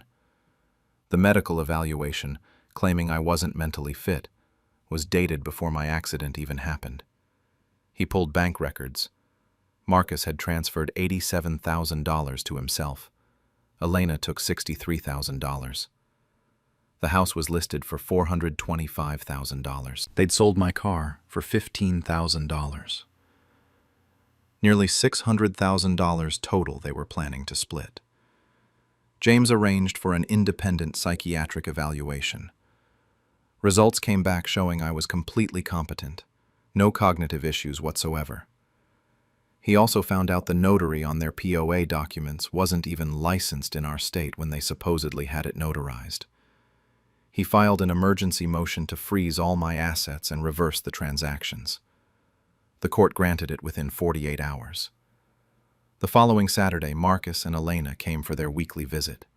They were all smiles, brought me cheap flowers and a card like nothing was wrong. I was sitting in the common area with James beside me when the facility director approached them, holding 2 envelopes. Court notices. Served right there, in front of everyone. I watched Marcus's face go white. Elena started crying immediately, trying to say it was all for my protection, that they were just worried about me. I stayed calm, told them they weren't the ones who needed protection. They tried arguing, then threatening, then begging. James laid out the charges being filed: fraud, forgery, elder abuse, theft. I looked at Elena and reminded her about the time she crashed my car at 16, and I told the police it was me to protect her college applications. I turned to Marcus and brought up the $50,000 I gave him when his business failed, money I never asked back for. I told them I would have given them everything willingly, but they couldn't wait. They wanted to erase me while I was still breathing. The court proceedings dragged on for about a month. The house sale got reversed. I regained full control of everything. Criminal charges were filed against both of them. They hired lawyers and burned through their savings trying to fight it. In the end, they took a plea deal to avoid jail time, convicted of fraud, community service, and they have to pay restitution. While all that was happening, I hired an estate attorney and rewrote my will, created something called the Carol Henderson Memorial Scholarship Fund. Every asset I have goes into it when I die. The house, investments, bank accounts, everything. It's for low-income students pursuing engineering or nursing. Should be worth over $800,000. Marcus and Elena each get exactly $1, specifically named in the will so they can't contest it. I moved back home after 8 weeks, changed all the locks, upgraded the security system. Tom still checks on me regularly. Good guy. I started volunteering with a local elder advocacy group, sharing my story with others who might be going through similar situations. Marcus sends texts every few weeks, asking if we can talk. I don't respond. Elena sent one letter, apologizing. I burned it without reading it. That was 6 months ago. My hip healed up fine, actually stronger than before. The garden's doing great. I planted Carol's favorite roses this spring. Life got back to normal, mostly. Then last week, I got a Christmas card forwarded from my lawyer's office. It was from my grandkids, Marcus and Elena's children. They're between 8 and 12, sweet kids who have no idea what their parents did. They think Grandpa's just been too busy to visit. Yesterday, another letter came. This one from Marcus and Elena's attorneys, requesting mediation. Apparently they want to make amends. Their financial situation is desperate after the legal fees and restitution payments. They're asking about family reconciliation and whether I'd consider changing the will. I'm sitting here right now with that letter in one hand and the Christmas card from my grandkids in the other. The card's been on my mantle for a week. I look at it every morning. For the first time in 6 months, I don't know what to do. Part of me thinks they could be genuinely sorry. They lost everything: their reputations, their money, their father. Maybe that changed them. But another part of me The part that remembers them smiling while they sold my house out from under me, thinks they're just broke and desperate. Carol always said I was too forgiving. Maybe she was right. But I wonder what she'd say about this. About the grandkids who had nothing to do with any of it. About whether some betrayals are too big to come back from. I honestly don't know which way this goes. They replaced me with my sister, so I let them drown in their own lies. I'm a 55-year-old mother who thought I knew what loyalty meant. My husband, Mark, 57, and I had been married for 28 years. We raised 2 kids, Daniel, 26, and Sophie, 24, and built what I thought was a solid life. My younger sister, Rachel, 48, had always been close to our family. Maybe too close. I'm sitting on my porch right now with a glass of wine, thinking about how different things were a year ago. Back then, I still believed in my marriage. I still trusted my sister. I still thought my kids would have my back no matter what. Funny how fast all of that can fall apart. I need to explain how this all started. Last March, I had minor gallbladder surgery. Nothing serious, just a 2-week recovery situation. Rachel offered to help around the house while Mark worked, and at first everything seemed normal. She made meals, kept the house clean, did all the supportive sister things. Mark would come home, we'd have dinner together, and Rachel would leave around 8. Standard stuff. But then week 2 hit, and things started feeling off. Mark began coming home later. Rachel started staying later into the evenings. I'd walk into the kitchen and find them having coffee together, heads close, and they'd jump apart like I'd caught them doing something wrong.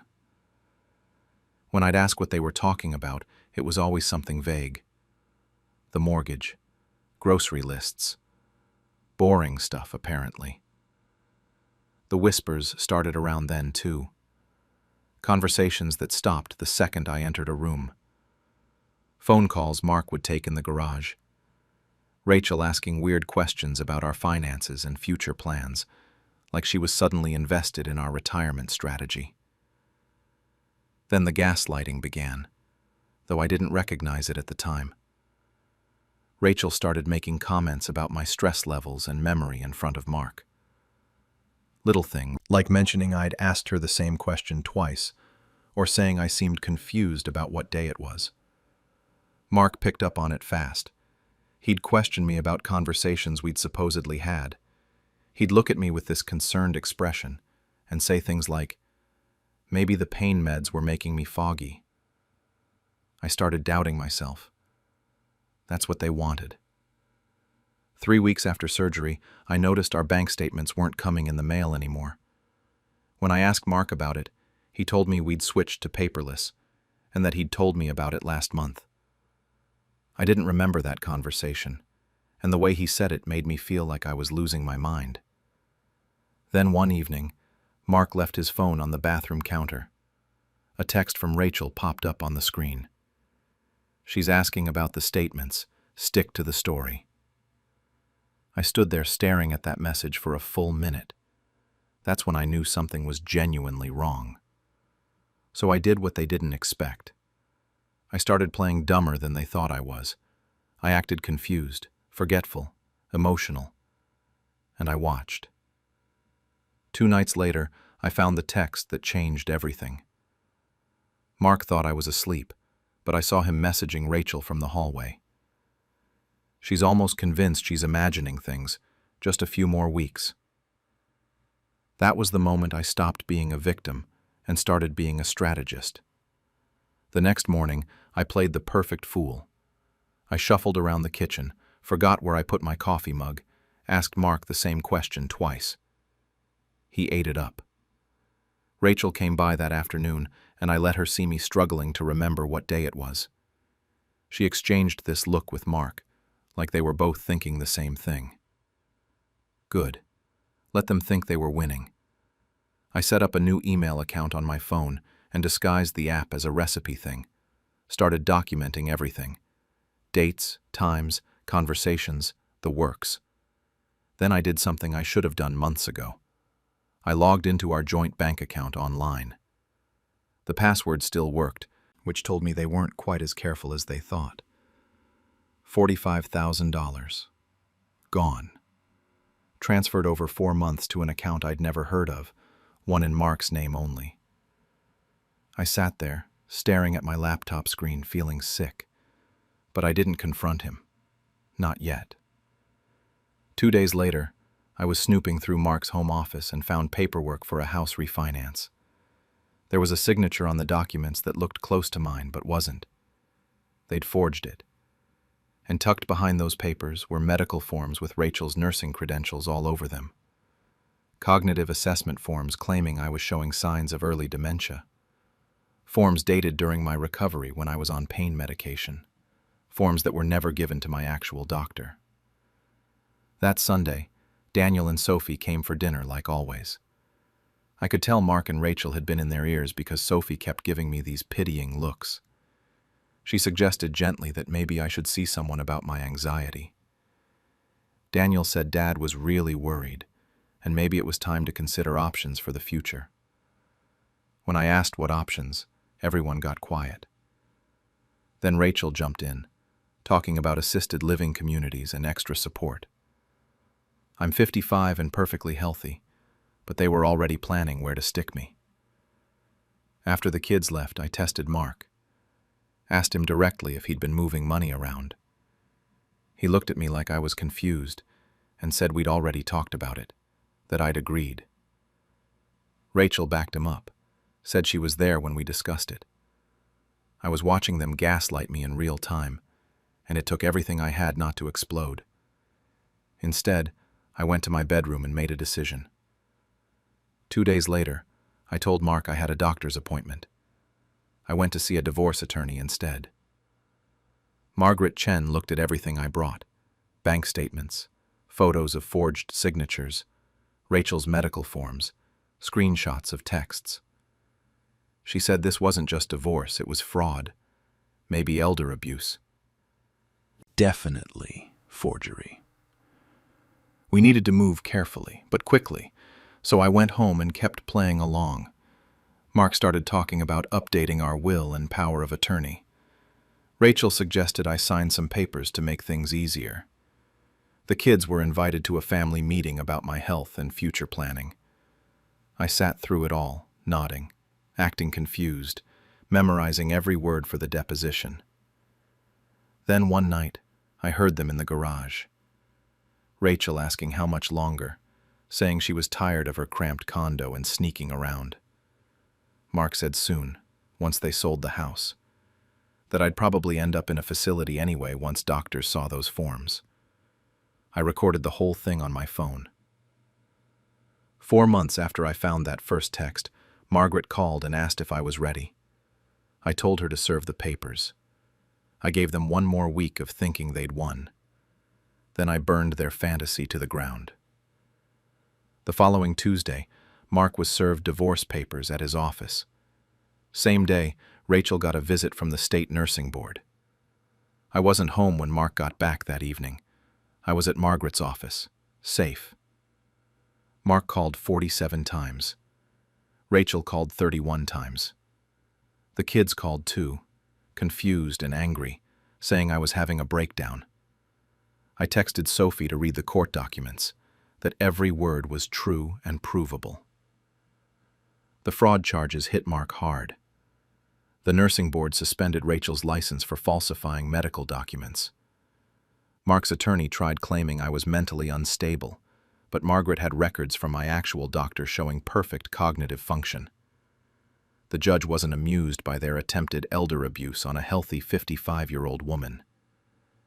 Because of the fraud, I got the better end of the settlement. Mark had to return all the transferred money plus penalties. Cost him close to $180,000 of his savings and retirement. I kept the house. Rachel lost her nursing license permanently and faced $25,000 in legal fees. Turns out forging medical documents ends your career real fast. What they didn't count on was how fast word spreads in a small town. Mark's colleagues found out why he got served at work. Rachel's nursing friends dropped her once the board findings went public. Our church heard everything. I didn't have to say a word. Court documents are public record. Daniel showed up 3 weeks later. He'd read everything, talked to Margaret, seen the evidence. Said they didn't know, that Mark and Rachel made it sound like this was all about protecting me. Sophie came a week after that, crying and apologetic. I told them both the same thing. They chose to believe I was losing my mind instead of asking me directly. They're adults. That was their choice. We're civil now at holidays, but that's about it. Mark and Rachel live together now in a 2-bedroom apartment across town. It's all they can afford after legal fees and the settlement. Rachel works retail since she can't use her nursing degree anymore. Mark took early retirement because the reputation damage made work unbearable. I heard through Daniel that they blame me for ruining their lives. I kept the house and paid off the mortgage with settlement money, got a comfortable retirement fund, took up painting, joined a book club, reconnected with old friends I'd pushed aside during the marriage. I don't date. Not interested in trusting someone like that again. Sometimes Daniel asks if I'm lonely. I tell him there's a difference between being alone and being lonely. I was lonelier in a house full of people plotting against me. Sophie asked once if I'd ever forgive them. I said forgiveness isn't the same as reconciliation. I've let go of the anger, but I haven't forgotten the lesson. Mark's brother reached out recently. Said Mark wants to talk, that it's urgent. Said Mark's sick. Part of me doesn't believe it. Part of me wonders if I even care. The text is still sitting unread on my phone. I haven't decided if I'm going to respond. They stole my business, so I made them watch it burn without me. I'm 48, and for 20 years I built a small family restaurant from absolutely nothing. It wasn't fancy, but it fed our town and it was supposed to feed my kids' futures too. My son Jake, 26, and my daughter Lily, 24, started helping out when they were teenagers. Washing dishes, taking orders, learning the business from the ground up. I always figured one day I'd hand them the keys and watch them carry it forward. Last year my health went south. Nothing life-threatening, but bad enough that my doctor told me I needed to step back and rest. Heart issues, stress, the usual wear and tear from running a restaurant for 2 decades. Jake and Lily sat me down and offered to handle operations temporarily while I recovered. They'd been working there for years anyway. I trusted them completely. Why wouldn't I? They were my kids. So I handed over the day-to-day stuff. I was still the owner on paper, just not physically there anymore. I went home, took my medications, rested like I was supposed to. 3 months later, I was feeling better and planning to come back part-time. That's when I got a call from the bank about some ownership documentation. I didn't understand what they were talking about, so I drove down there to sort it out. Turns out Jake and Lily had filed paperwork to remove me from ownership. They claimed I was mentally unfit to manage finances. My signature was on the documents, except I never signed anything. They forged it. I stood there in that bank office staring at my own fake signature and felt my stomach drop. I checked the business records. They'd already changed the locks, updated all the vendor contacts, removed my name from everything except the lease agreement. This wasn't some impulsive decision. They'd been planning it. I drove to the restaurant that evening, walked in through the back door with my old key, found them both in the office. The guilt on their faces told me everything before I even said a word. I confronted them directly. They didn't deny it. Jake said I was getting old and they needed to secure their future, that I should just enjoy retirement. Lily added that the restaurant needed younger leadership, that it was 2024, not 2004, like I was some relic they needed to put out to pasture. I was too angry to even respond. I just walked out, got in my car, and drove home. That night I sat alone in my kitchen and thought about my options. I could fight them legally, spend money I didn't have on lawyers, drag this through court. Even if I won, the relationship was already destroyed. They'd made that choice when they forged my signature. Then I remembered something. I didn't own the building. I rented it from Mr. Chen, who'd been my landlord for 20 years. And suddenly, a different kind of plan started forming in my head. I stayed away from the restaurant after that. Didn't visit, didn't call, didn't make a scene. But I still had connections in town. Regular customers who'd known me for years, suppliers I'd worked with for decades. Word traveled back to me. The restaurant was falling apart. Jake was spending money on unnecessary upgrades, expensive point-of-sale systems, and designer furniture that didn't match the place at all. Lily changed the menu to trendy items that had nothing to do with what we'd built our reputation on. Longtime customers were complaining. Staff was quitting left and right because, apparently, my kids were terrible bosses. Quality dropped, portions got smaller, prices went up. The reviews online started turning negative. I still had a friend at our old accounting firm who kept me loosely informed about the finances. They were burning through cash reserves like it was nothing. They'd taken out loans using the business as collateral. 6 months in, they were barely breaking even. 8 months in, they were losing money every week. I just watched, waited. Then I ran into Mr. Chen at the grocery store. We got to talking, and he mentioned he was thinking about selling the building. He was getting older, wanted to liquidate some assets. He hadn't told Jake and Lily yet. I made him an offer right there in the cereal aisle. He was surprised but interested. 2 weeks of negotiations later, I'd used my savings and taken out a mortgage, but the property was mine. Jake and Lily had no idea. Their lease with the previous landlord expired in 90 days. Month 9 after they'd stolen the business from me, Jake finally called. First time since our confrontation. His voice was strained. He said they were struggling, that they might need some help. He asked if I could co-sign for another loan. I stayed calm.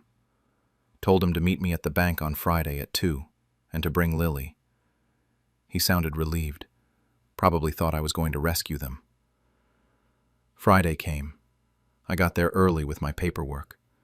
Jake and Lily walked in looking stressed, but hopeful. We sat down in a conference room and they started explaining how bad things were, asking for my help with the loan.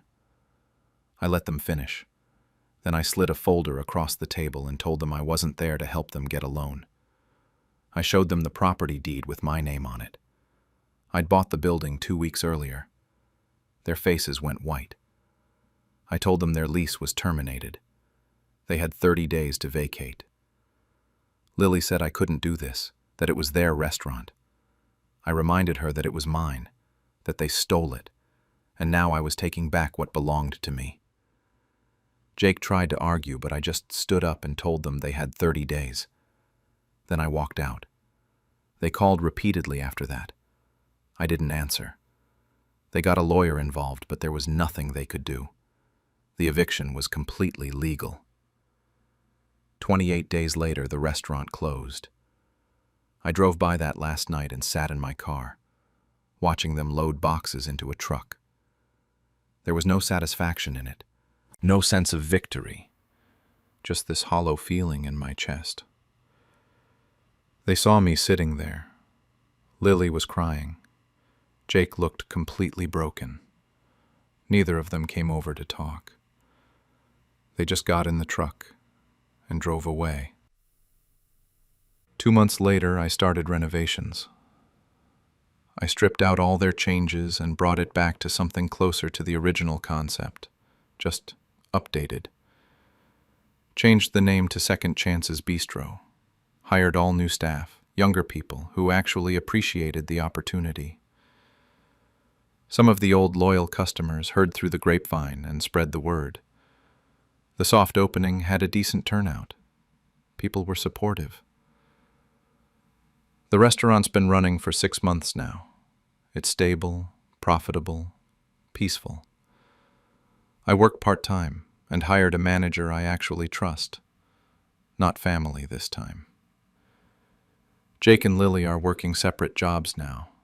I heard Jake's at some chain restaurant and Lily's doing catering work.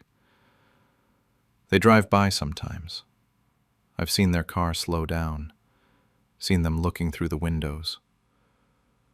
They never stop. They never come in. My wife is torn up about all of this. She misses the kids, but she understood why I did what I did. Jake and Lily have tried reaching out to her, but even that relationship is strained now. Here's the thing, though. I thought revenge would feel different. I thought there'd be some sense of justice or triumph. But there isn't. Just grief for what we lost. Sometimes I question whether I could have handled it differently. But then I remember the forged signature, the lies, how easily they dismissed 20 years of my life's work. Last week I got a text from Lily. Just 3 words. Can we talk? I haven't responded yet. Part of me wants reconciliation because they're still my kids. Part of me knows the trust is broken, beyond repair. I sit in the restaurant sometimes after closing, alone in the quiet, and I think about how I built this place, twice now. Once with dreams of family, once to prove I didn't need them. The restaurant thrives. My kids are strangers. People keep asking if I did the right thing, and honestly, I don't know anymore. Maybe taking back what they stole was justice. Maybe I just became as ruthless as they were. Lily's text sits unanswered on my phone, and I still don't know what to say. They took my home, so I took their future. I'm Sarah, 52, a mother of 2. My son Marcus, 29, and my daughter Linda, 26. For 8 months after my husband David passed, I thought I was handling everything okay. I had the house, I had my routines, and my kids were checking in on me regularly. Too regularly, I realize now. David died of a heart attack in March. By November, Marcus and Linda started bringing up what they called practical matters every single visit. Estate planning, probate issues, how messy things could get if something happened to me.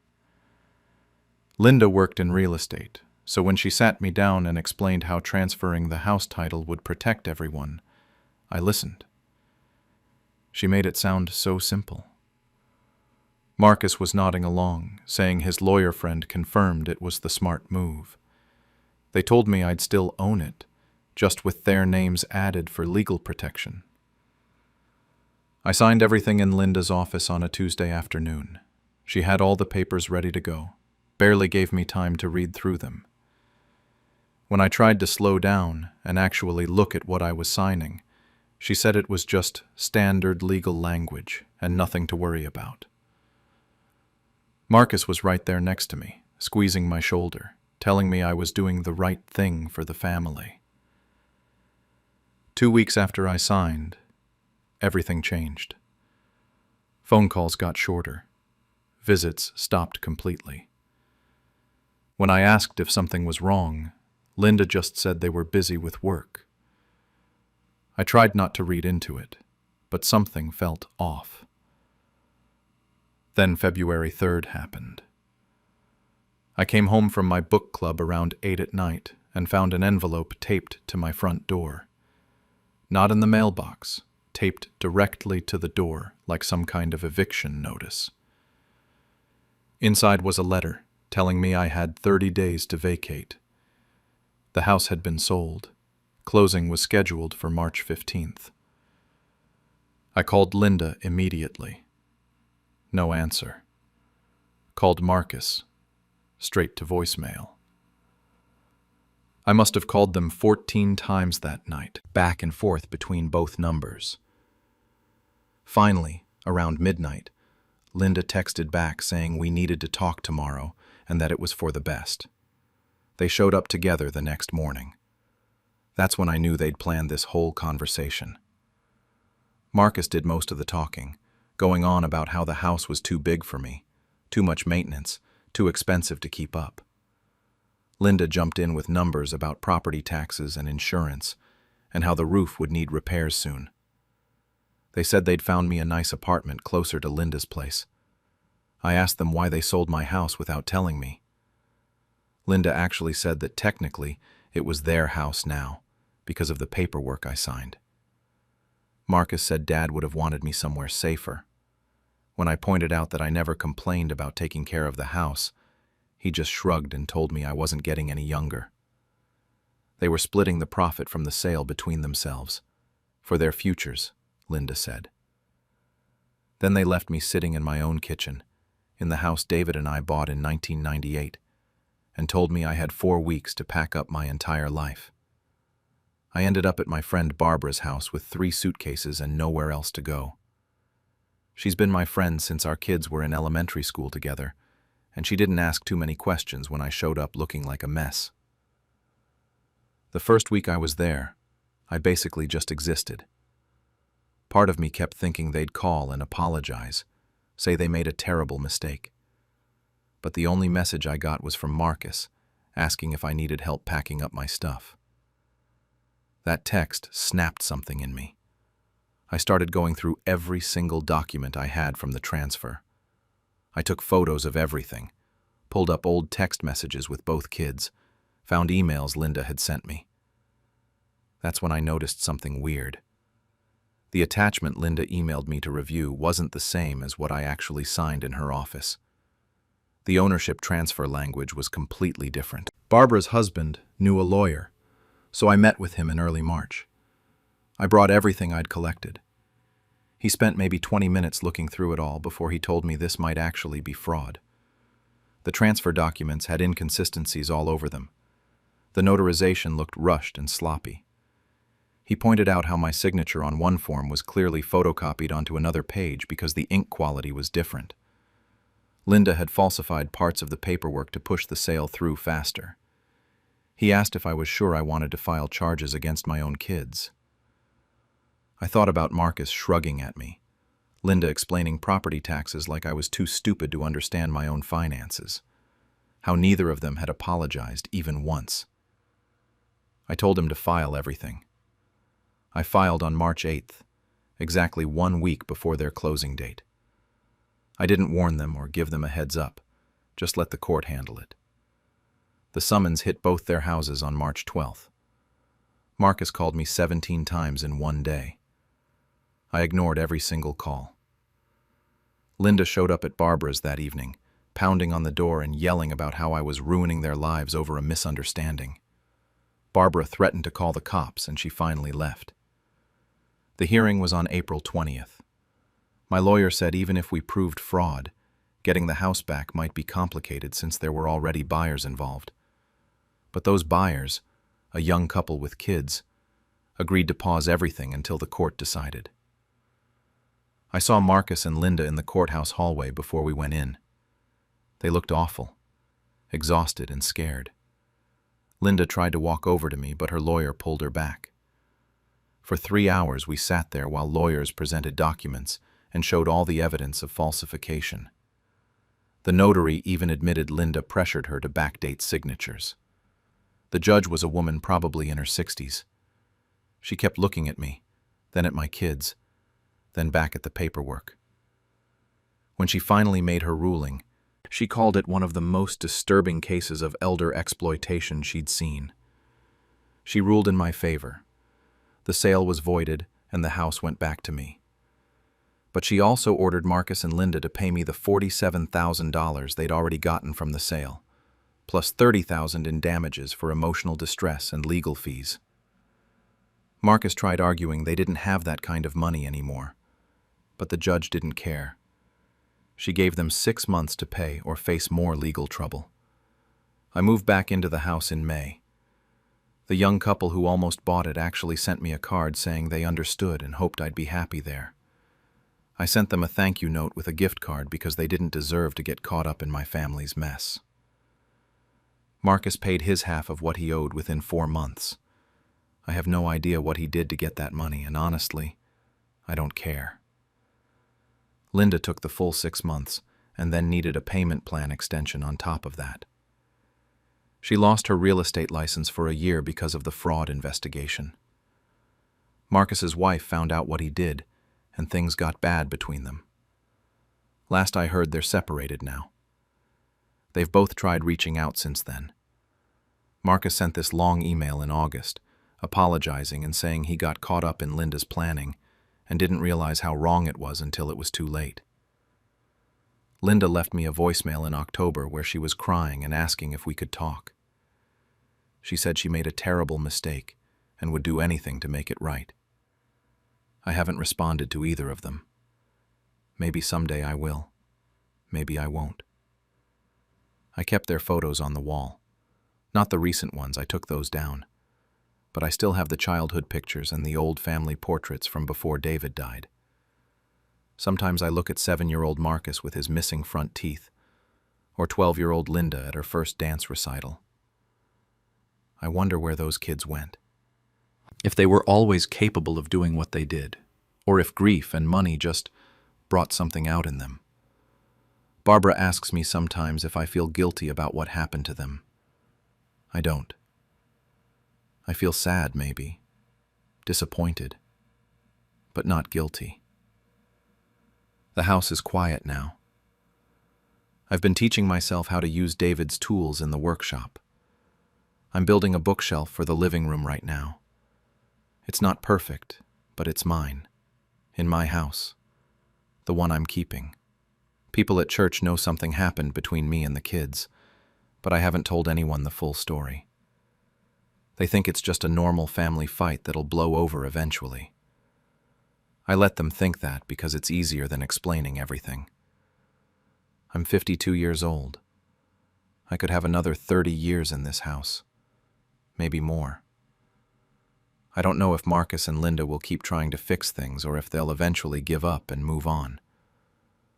I don't know if I'll ever stop feeling that weird mix of love and disgust when I think about them.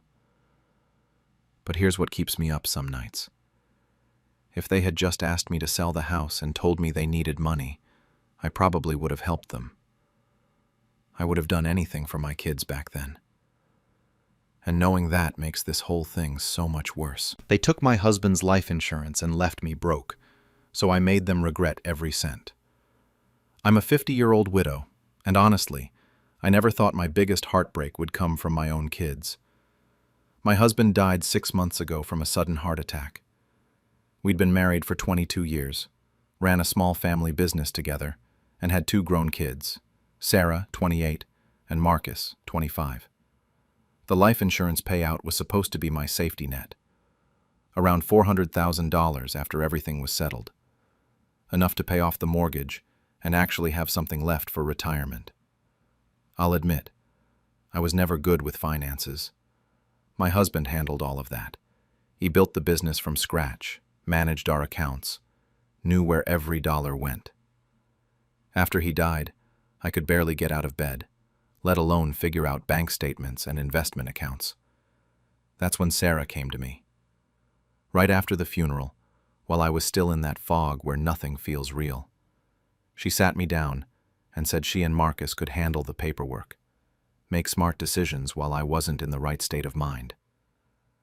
Those were her exact words. At the time, it felt like relief, like someone was throwing me a life raft. They were my children. I trusted them completely. So I signed over access to the account. Didn't even think twice about it. The first month, they kept telling me everything was being organized. The second month, I asked to see statements and they kept making excuses. Sarah said they were working with a financial advisor and didn't want to bother me with details. Marcus said I should focus on healing. But I started noticing things. Marcus had all this new tech equipment. Sarah was carrying designer bags I knew she couldn't afford on her salary. When I asked about it, they said they were treating themselves after the trauma of losing Dad. 3 months after giving them access, I finally demanded to see the account. That's when I found out $380,000 was gone. Only $20,000 left. I called them both over. They showed up together, which should have told me something right there. They'd coordinated. When I confronted them, they admitted they'd invested almost everything into some crypto trading platform Marcus's friend was running. The platform crashed within weeks. Everything gone. Sarah actually looked me in the eye and said it was for the family's future. Marcus said I was overreacting, that this is just how investments work sometimes. Then Sarah said the thing that made my blood run cold. Dad would have wanted us to be bold with money. I didn't yell, didn't cry. I just went completely silent and stared at them until they left. That silence scared them more than screaming ever could have. Good. 3 weeks after I found out, I'd been playing the grieving, confused widow perfectly. Let them think they'd gotten away with it. Let them think I was too broken to do anything about it. But behind the scenes, I'd been making calls. Here's what my kids didn't know. My husband had set up a secondary insurance policy years ago. Smaller one, about $75,000, but it was solely in my name, completely separate from the estate. He'd always been paranoid about making sure I was protected. I never understood why until now.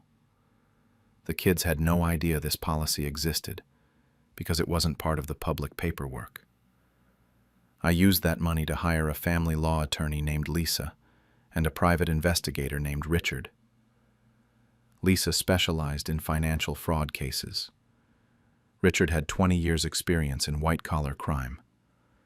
Cost me $15,000 for the attorney retainer and $8,000 for the investigator, but it was worth every cent. Richard subpoenaed their text messages and emails. That's when we hit gold. There was an entire thread where Sarah and Marcus discussed getting me to sign before I changed my mind. Another message where Marcus literally joked that I was so out of it I didn't even read what I signed. But the most damning evidence was what came next. They'd forged my signature on 2 additional transfer forms I never even saw, never even knew existed. I invited them for family dinner at my house. Lisa was waiting there with all the printed evidence laid out on the dining room table. You should have seen their faces when they walked in and saw a lawyer sitting in their dead father's chair. They went from confident to panicked in about 5 seconds. Lisa gave them 2 options: criminal charges or return everything voluntarily. Of course, they didn't have the money anymore. It was gone. Marcus tried calling it a misunderstanding. Sarah broke down crying, said I was tearing the family apart. Then Marcus tried the emotional manipulation card, said Dad wouldn't want me to destroy my own kids. I looked at those text messages again, the ones where they planned this, the forged signatures that weren't mistakes or accidents. I looked at my children and told them I was pressing charges. Sarah screamed that I was heartless, that I wasn't their real mother anymore. Marcus called me a vindictive old woman. They stormed out, and I sat in that empty house thinking about my husband, wondering if he'd be proud or horrified by what I was about to do. I filed the paperwork the next morning. No going back now. The case took 4 months to go through the system. My kids hired their own lawyer with money they borrowed from my mother-in-law. Their defense tried to paint me as mentally unstable from grief, but the forged signatures and text messages were impossible to explain away. They both pleaded guilty to avoid harsher sentences. Criminal records for fraud. Court-ordered restitution of $380,000 plus interest, to be paid through garnished wages and asset liquidation. Marcus had to sell his car to make the first payment. Sarah had to sell all those designer items and move out of her upscale apartment. They both ended up in a small 2-bedroom place across town. The irony isn't lost on me. It's the same complex I used to help them pay rent for when they were in college. My mother-in-law stopped speaking to me, said I was destroying her grandchildren. A few distant relatives sided with the kids, but my sister and brother-in-law quietly told me they understood. My best friend Maria has been my rock through all of this. That was 6 months ago. I still live in the same house my husband and I shared. Used some of the recovered money to renovate it. Paid off the mortgage completely. Put the rest into a secure trust that only I control. The family business closed. I couldn't run it alone and didn't want to. My kids don't call anymore. Last contact was Marcus sending a 2-word text on my birthday. I didn't respond. Sometimes I see their social media through mutual friends. Sarah's working retail now. Marcus is doing temp jobs. They look smaller somehow, diminished. Part of me feels guilty. Other days I remember those text messages and feel nothing but anger. I go to therapy twice a month to process everything. The silence in my house is different now. It's not grief anymore. It's peace. I look at photos of my husband sometimes and try to imagine what he'd say about all this. He always said family first. But what happens when family betrays you? I taught them something he couldn't. Consequences. Last week I got a letter from Sarah's lawyer asking to reduce the restitution payments. I haven't decided what to do yet. My attorney says I have every right to refuse. But there's this small voice that keeps asking if justice became revenge somewhere along the way. They destroyed my trust and stole my future. I got my money back and they got criminal records. My husband always said family was everything. So now I'm left wondering, did I save myself? Or did I lose what was left of my family for money? Some days I know I did the right thing. Other days I'm not so sure. They tried to force me into a retirement home, so I sold everything before they could touch it. I'm 59, and I've spent the last 30 years being the woman who holds everything together. The bills, the house, the holiday dinners, all of it. My daughter Sarah is 34. My son Michael is 31. And after my husband died 2 years ago, I thought they'd step up. Instead, they saw me as a problem to solve. It started small. I found retirement home brochures on my kitchen counter one morning, tucked between the salt shaker and the napkin holder like someone had just casually left them there. I didn't ask for them, didn't even mention wanting to move. But there they were, glossy pages showing smiling elderly people playing cards and doing yoga. I threw them in the recycling and didn't bring it up. Then came the comments. Sarah started with the house being too big for just me. Michael chimed in about how dangerous it was for me to live alone, how I could fall or forget to turn off the stove. I brushed it off, because what else do you do when your kids suddenly think you're helpless? I figured they were just worried, maybe feeling guilty they didn't visit more after their dad passed. I was wrong. They showed up together on a Saturday morning, which should have been my first clue something was off. They don't coordinate like that unless it's serious. They sat me down in my own living room and called it an intervention. Sarah went first, talking about how I was hoarding things and not taking care of myself properly. I wasn't hoarding anything. I just hadn't cleaned out the garage yet. Michael backed her up, mentioned he'd been talking to a lawyer about options for my care. That's when he pulled out the papers. Guardianship documents. He actually said I wasn't mentally stable enough to make my own decisions anymore, and that they needed to help me before things got worse. They'd already toured facilities. They had brochures with notes in the margins. They'd made plans for my life without ever asking what I wanted. I realized right then what this was really about. It wasn't concern. They wanted the house. The property my husband and I bought 40 years ago. The one that's worth 3 times what we paid for it. They wanted control over everything we'd built. So I didn't fight them. I went quiet, let them talk over me, agreed to think about their suggestions. I acted a little confused, a little forgetful, played right into what they wanted to see. They left that afternoon satisfied, probably already planning how they'd split everything up. What they didn't know was that I'd been watching them circle like vultures for months. And I already had a plan. The Monday after their intervention, I called Martin, the lawyer who handled my husband's estate. I explained everything, the guardianship papers, the retirement home pressure, all of it. He was horrified, but not surprised. He said he'd seen families do worse for less money. We worked fast. Within 3 days, I had an irrevocable trust set up with me as the sole beneficiary. Everything went into it: the house, the land, my pension, the investments my husband left me. Martin explained that guardianship would be nearly impossible now because the trust protected my assets and proved I was competent enough to make complex legal decisions. I signed the papers that Friday. Then I listed the house. I used a realtor 2 towns over, someone my kids would never run into. A cash buyer showed interest immediately and wanted a quick closing. Perfect. While my kids thought I was looking at their brochures and considering my options, I was packing up 40 years of my life. They called occasionally to check in, but really they were checking if I'd complied yet. I played along every time.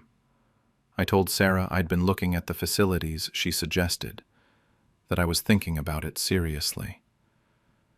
She sounded relieved, probably already mentally redecorating my house in her head. The house sold in 3 weeks. I found a beachfront rental in Nova Scotia and signed a year lease. I'd never been impulsive like this before, but something about the ocean in the photos made me feel like I could breathe again. The movers came on a Wednesday when both kids were at work. I kept what mattered: photos, my husband's guitar, my art supplies that had been gathering dust in the spare room. Everything else got sold or donated.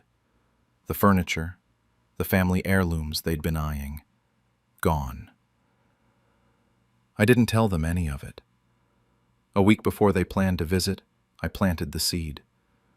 I called Sarah and mentioned I was making some changes, getting ready for a transition. She immediately told Michael. They decided to come that Saturday to help me pack, to finalize everything. Sarah actually said they'd found a lovely facility with an opening. I was already in Nova Scotia by then, sitting on my new porch with coffee, watching the waves, when Sarah texted me. They were coming Saturday with a rental truck to help me move. I texted back a simple okay, and didn't mention that new owners would be getting the keys that same morning.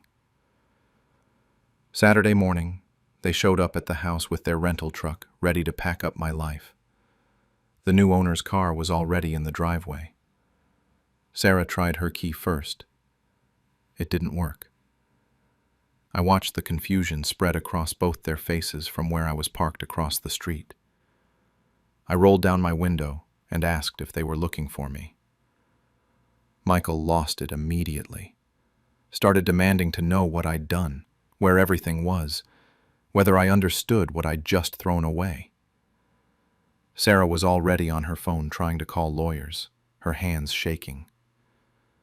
I stayed calm, told them the house was sold, my belongings were gone, and everything was in an irrevocable trust they couldn't touch. Then I handed them a piece of paper with my new address on it. I didn't mention it was just a rental. Michael threatened legal action, said this wasn't over, that I'd made a huge mistake. I reminded him that lawyers had already reviewed everything and found me perfectly competent to make my own decisions. Then I told them they'd wanted me in a home, and I'd found my own. I drove away while they were still standing there. That was 4 months ago. I'm living by the ocean now, renting a small place that's just big enough for me. I spend my mornings painting, something I gave up when the kids were young and never picked back up. I read in the afternoons, walk the beach, actually live instead of just existing. It's quiet here in a way the house never was. The calls still come, Sarah tries once a week, Michael less often. They're concerned about me, or so they say. But really, they're checking if I've changed my mind or made another decision they need to control. I let most of the calls go to voicemail. When I do answer, I keep it short and tell them I'm fine before hanging up. Sometimes I wonder if I was too harsh. Then I remember them sitting in my living room with guardianship papers, ready to declare me incompetent so they could take everything my husband and I built. They weren't trying to help. They wanted control, and when I wouldn't give it to them, they tried to take it. The trust ensures they'll inherit eventually, but on my terms, when I'm actually gone. Not while I'm still here living my life. Last week, Sarah left a voicemail saying we need to talk, that it's important. I haven't called back yet.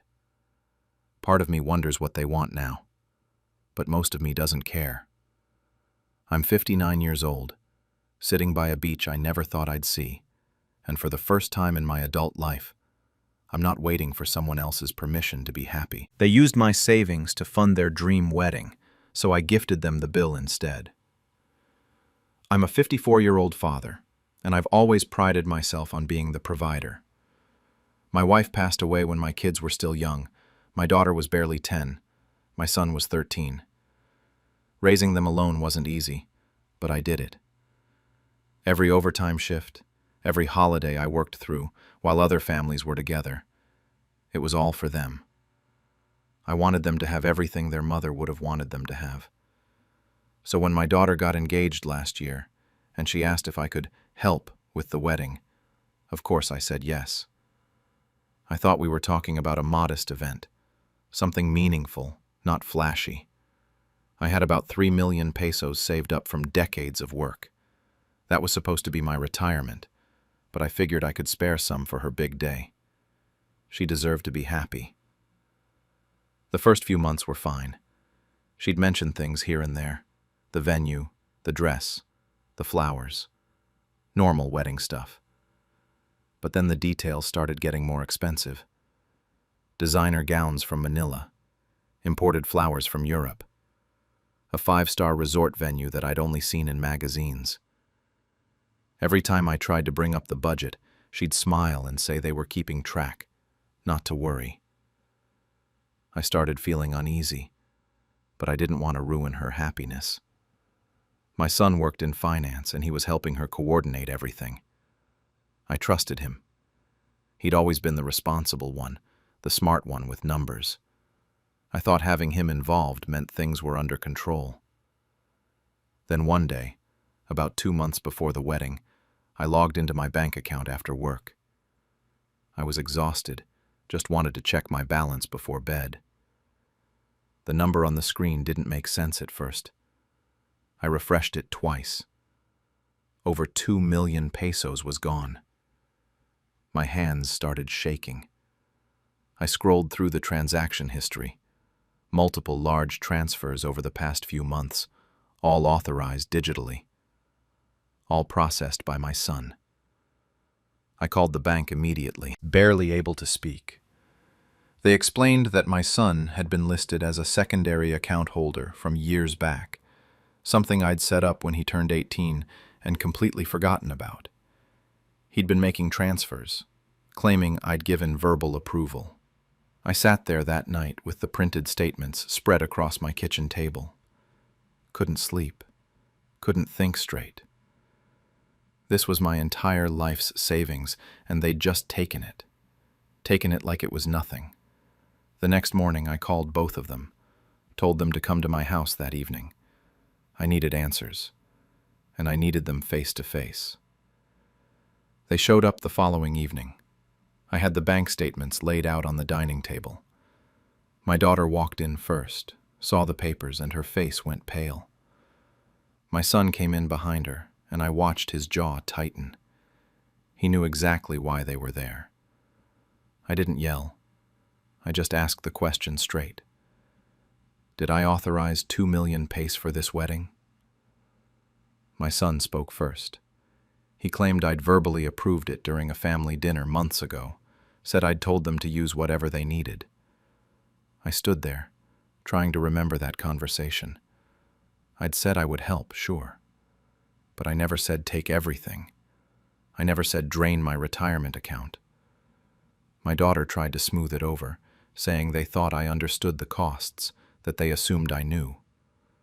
But my son got defensive, started talking about how I'd always told them everything I had was for them, how I'd sacrificed so much, so why would this be different? Then my daughter said it. It's family money, Dad. You'd spend it on us anyway. Something inside me just broke. I thought about every double shift I'd worked, every Christmas I'd spent at the factory so they could have presents under the tree, every time I'd eaten instant noodles for dinner so they could have real meals. All of it. And this is what they thought of it. Family money. Like I was just holding it for them. I didn't argue after that. My voice went quiet and I just asked when the wedding was. 3 weeks, they said. They looked relieved, like they thought I was letting it go.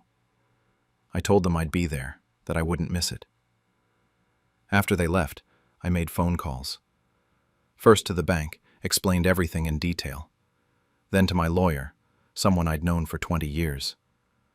Over the next 2 weeks, while they finalized seating charts and picked out centerpieces, I filed reports for unauthorized transactions.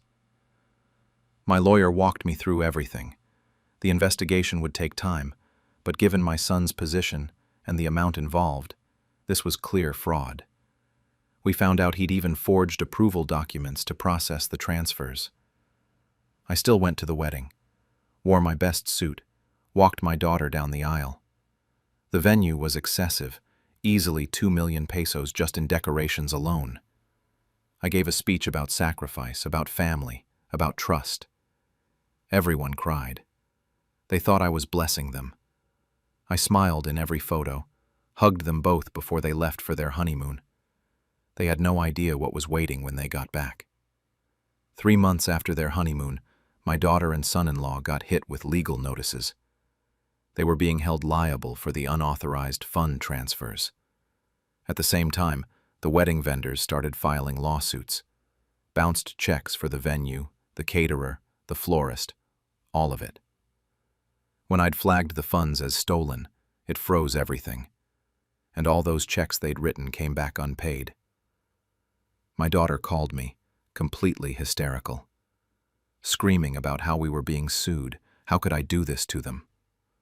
I stayed calm, told her I reported a theft because that's what you do when someone steals from you. She hung up on me. My son lost his job 2 weeks later. His company found out about the fraud during their routine compliance checks. The investigation had flagged him in their system.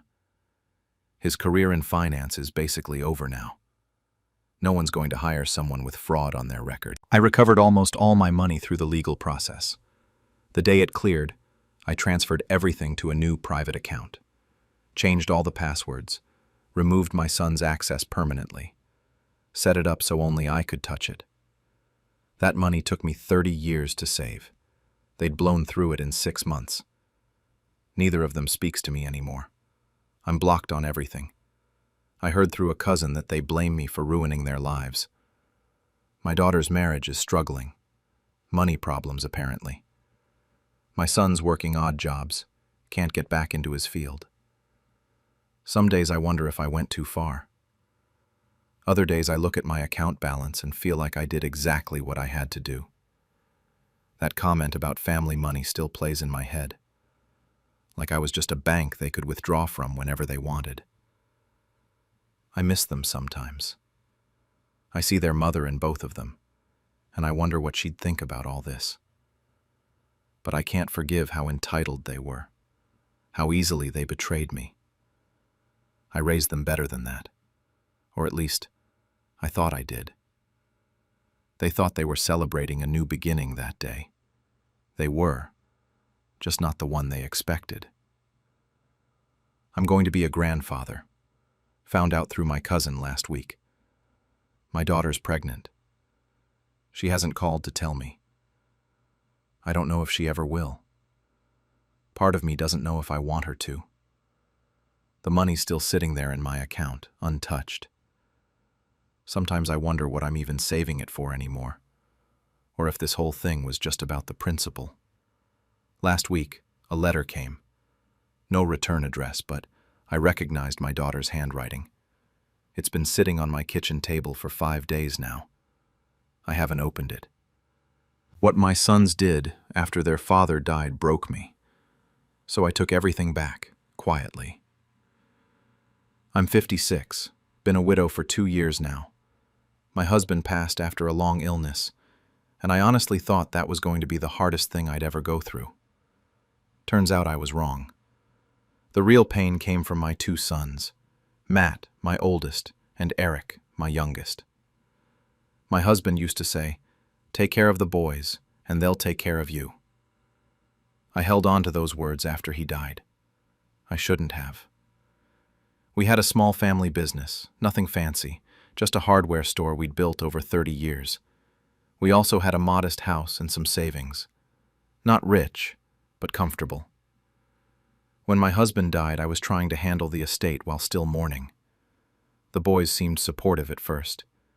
They helped with the funeral, showed up when I needed them. I thought we were going to be okay. About 3 months after the funeral, Matt started talking about the future of the business. Little comments here and there about fresh energy and new directions. Eric would chime in too, saying things like I needed to focus on healing and not stress about work. They kept telling me I was too emotional, that I wasn't thinking clearly. I brushed it off. They're my sons. I thought they were just worried about me. But then it got worse. Every family dinner turned into them pushing this idea that I should retire. They made it sound so reasonable. I deserved rest. I'd worked hard enough. Let them handle the business stuff. They questioned every decision I made, double-checked everything I said. I started doubting myself. Maybe they were right.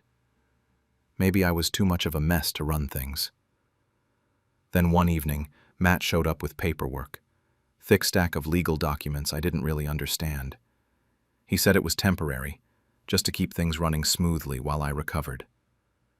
Eric was there too, both of them acting so reassuring. They said the accountant needed it by the next day. I signed. I trusted them. 2 months later, I tried to go into the business and the locks were changed. Matt met me at the door and told me I wasn't needed there anymore. I went home confused and started going through the paperwork I'd signed. The business wasn't in my name anymore. Neither was my house. They'd transferred everything. I was listed as an employee with no actual role or authority. My own sons had stolen everything from me. They wouldn't return my calls. I sat in what I thought was my house and felt completely broken. But then something shifted in me. I didn't yell. I didn't fight. I pretended to accept it. I had other plans. I didn't confront them. I played defeated, let them think they'd won. But I called Jerry, our family accountant who'd been with us for 20 years. We met at a coffee shop 3 towns over. When I told him what happened, he looked sick. He explained what they'd likely done: forged signatures, elder exploitation, fraud. He agreed to help me build a case. For the next year, I played the role of the confused, grieving mother. Meanwhile, I was collecting everything: every email, every text message, every document I could get my hands on. Jerry pulled financial records that showed transfers I never authorized. I asked the boys for sentimental documents from the business, and they gave them to me thinking I was harmless. Those documents showed discrepancies, signatures that weren't mine, loans taken out against property I supposedly still owned. I need to explain something. My husband and I built that business from nothing. I was always involved in the finances, no matter what my sons told people. I knew every account, every vendor, every contract. I wasn't some clueless widow. They underestimated me. While I was gathering evidence, they got comfortable. Matt bought a new truck. Eric took a vacation to Mexico. They stopped calling entirely. At my nephew's birthday party, they barely looked at me. I overheard Matt joking about how I was finally out of their hair. That's when I knew I'd made the right decision. Jerry connected me with a lawyer named Linda who specialized in elder law. She reviewed everything and told me it was textbook elder exploitation. She asked if I was sure I wanted to go through with it. They were my sons, after all. I told her they stopped being my sons when they stole from me. When tax season came around, I filed the lawsuit. Linda reported the fraud to authorities. The business got frozen, their accounts locked. They had no warning. Matt showed up at my door looking panicked, asking what I'd done. Eric called screaming about family loyalty. I stayed calm and told them I was just making their takeover legal. Matt tried to say it was all a misunderstanding, so I showed him the evidence I'd compiled. I watched his face go from angry to terrified when he realized how much I had on them. They hired a lawyer and tried to settle. They wanted to talk like a family.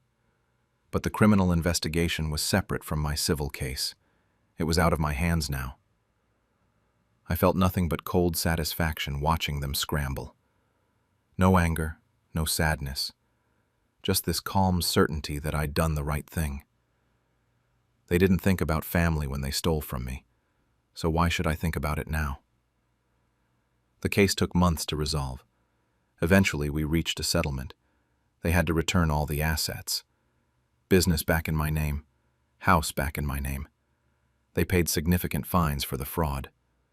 No jail time since it was a first offense and they agreed to restitution, but it went on their records. That was enough for me. I didn't want to run the business anymore. Too many memories, and honestly, I was exhausted. I found a young couple, Sarah and Tom, who'd worked for us years ago. Good people who genuinely loved the work. I sold it to them at a fair price and used the money to downsize. I bought a small house by the coast, about 3 hours from my old town.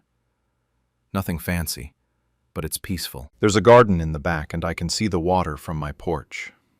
I adopted a rescue dog, an older mutt named Barney. My routine now is simple.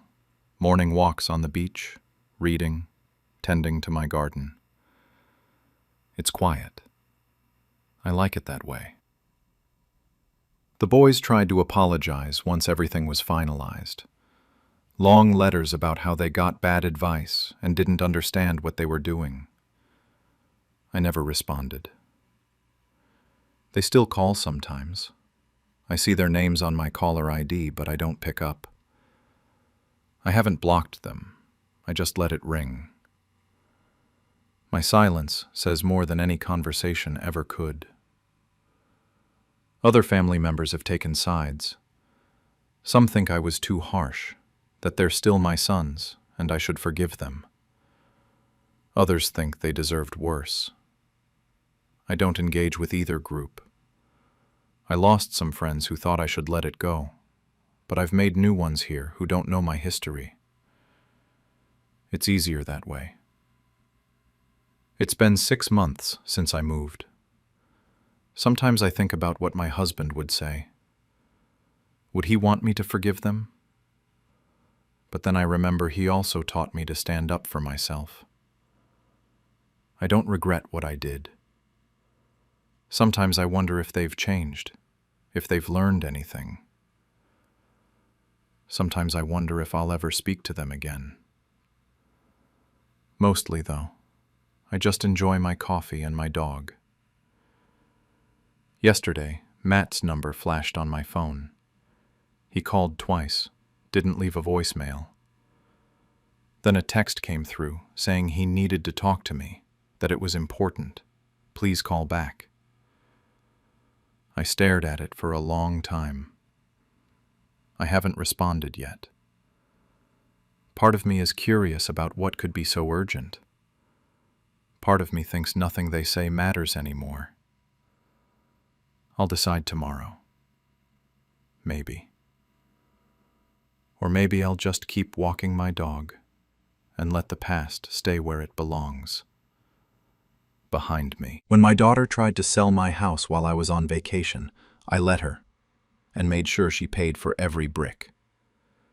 I, 60M, never thought I'd be writing this about my daughter Laura, 34. My wife died 5 years ago, and after that, Laura became everything to me. I did what any parent would do, paid for her college in full, gave her the wedding she wanted, even handed over 50 grand for her first house deposit.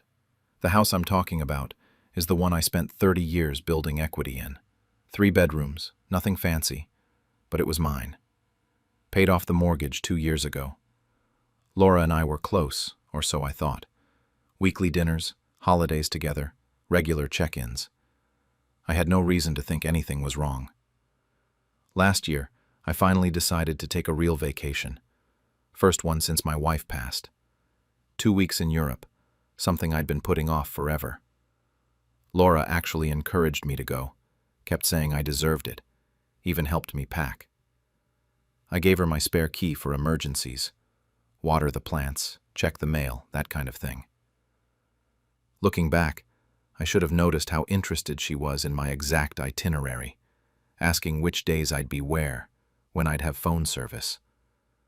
I didn't think anything of it at the time.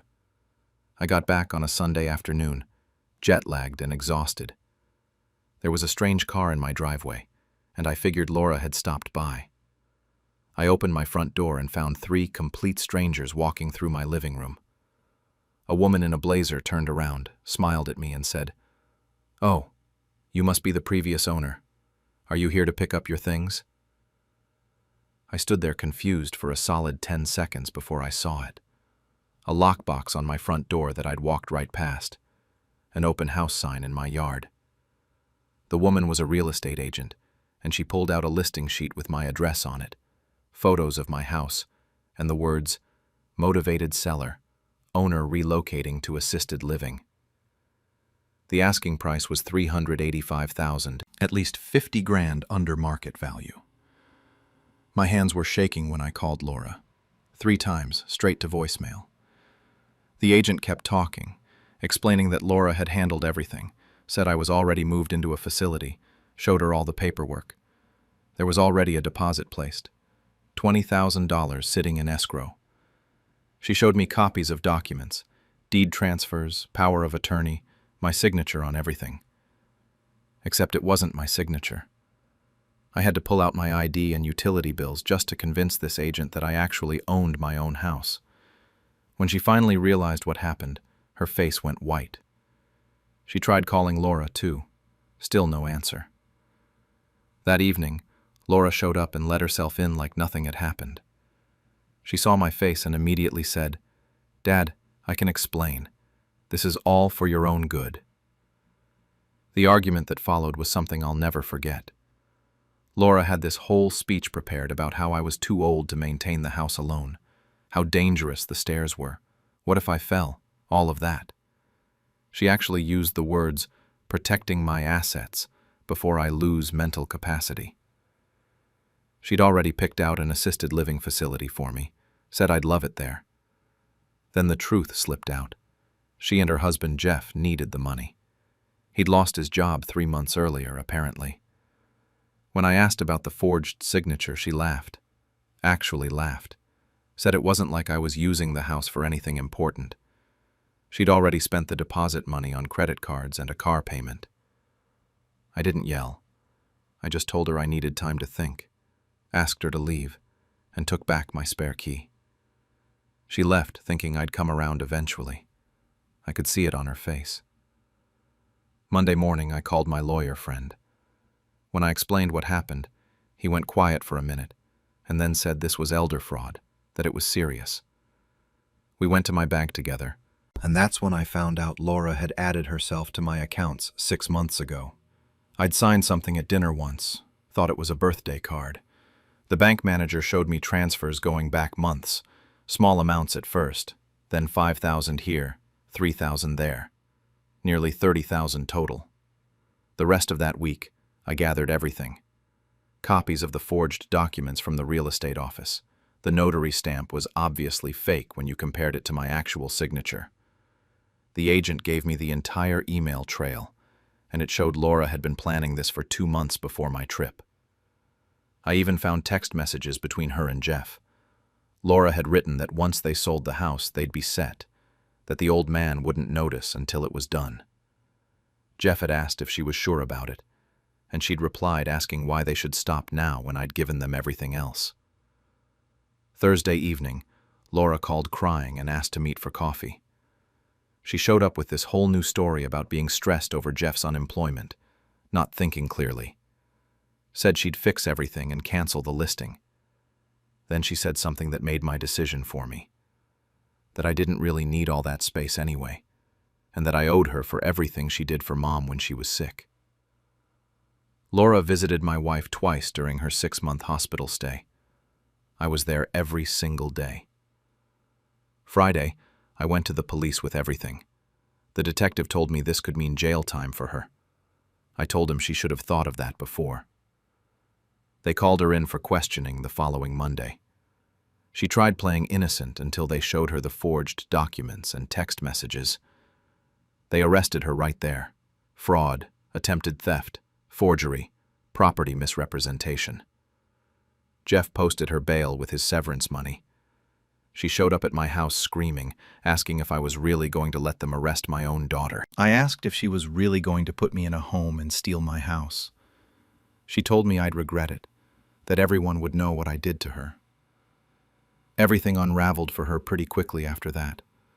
The story got out in our small town, and her employer fired her within a week. She worked at a bank, ironically, and they couldn't keep someone charged with fraud on staff. 2 weeks later, Jeff filed for separation. He took their daughter, my granddaughter who's 8, and moved across state to his parents' place. Laura went from having a family and a career to facing criminal charges and a custody battle all at once. I listed the house myself with a different agent. Sold it in 3 weeks for $430,000, $45,000 more than Laura's listing price. I bought a small cottage by the lake with the money, something I'd always dreamed about. Cost me $180, paid cash, kept $150 for retirement. The rest, about $100,000, I donated to a senior housing charity that helps elderly victims of financial abuse. The donation was made in Laura's name. She'll get tax receipts and acknowledgement letters for years. 2 months later, the DA was pushing for trial. Laura's lawyer suggested a plea deal: probation, restitution, community service. She refused, said I was making her look like a criminal. She started calling me daily until I blocked her number. Showed up at the cottage once, and I called the police. Then came the letters about how I'd destroyed her life, ruined her job and marriage, how her daughter barely spoke to her. She kept saying all she did was try to help me, and I turned her into a thief in everyone's eyes. It's been 4 months since her arrest now. I'm living in the cottage, and honestly, my mornings by the lake are peaceful. I have my old friends who visit and support what I did. Laura's trial is set for next month. The charity sends me updates sometimes.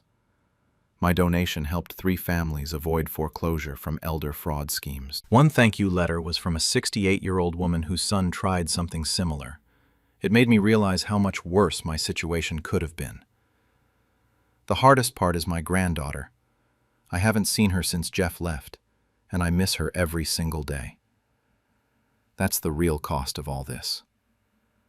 Last week, Laura left a different kind of voicemail. Her voice was quiet, and she said she'd admit what she did, that she'd take the plea deal, but she needed to talk to me. I've listened to it 3 times. Haven't deleted it. Haven't called back either. Her court date is 3 weeks away. The DA's final offer is 2 years probation, $50,000 in restitution, and 200 hours of community service at a senior center. Her lawyer called yesterday, asking if I'd write a letter to the judge for leniency.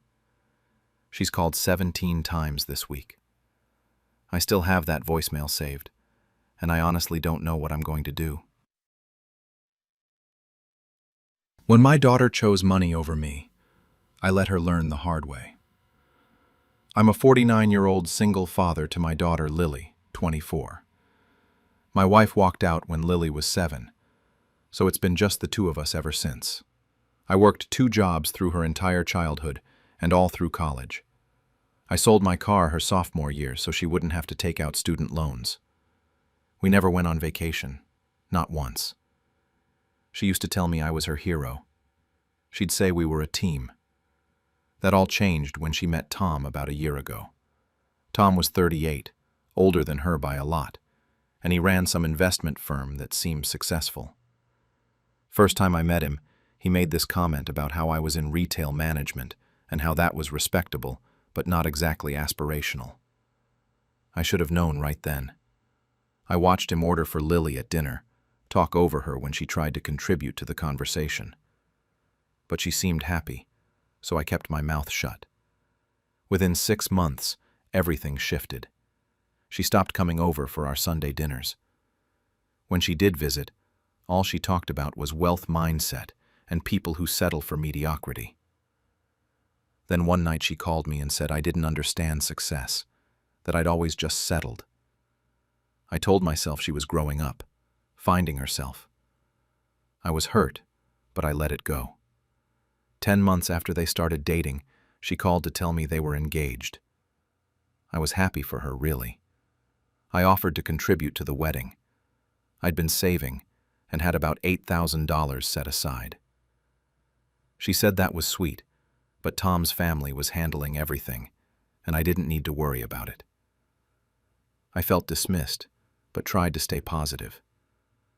2 months before the wedding, I still hadn't gotten an invitation. I called to ask about it.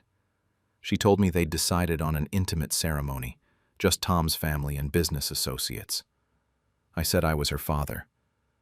She said I wasn't needed, that Tom's family would handle everything. Then she added that I'd probably embarrass her anyway. She hung up. I found out later from a mutual friend that Lily had been telling people I was unreliable and not really part of her life anymore, that I'd never been there for her. I sat in my apartment that night staring at photos of her as a kid. The one where she's missing her front teeth, holding up a spelling test with a gold star.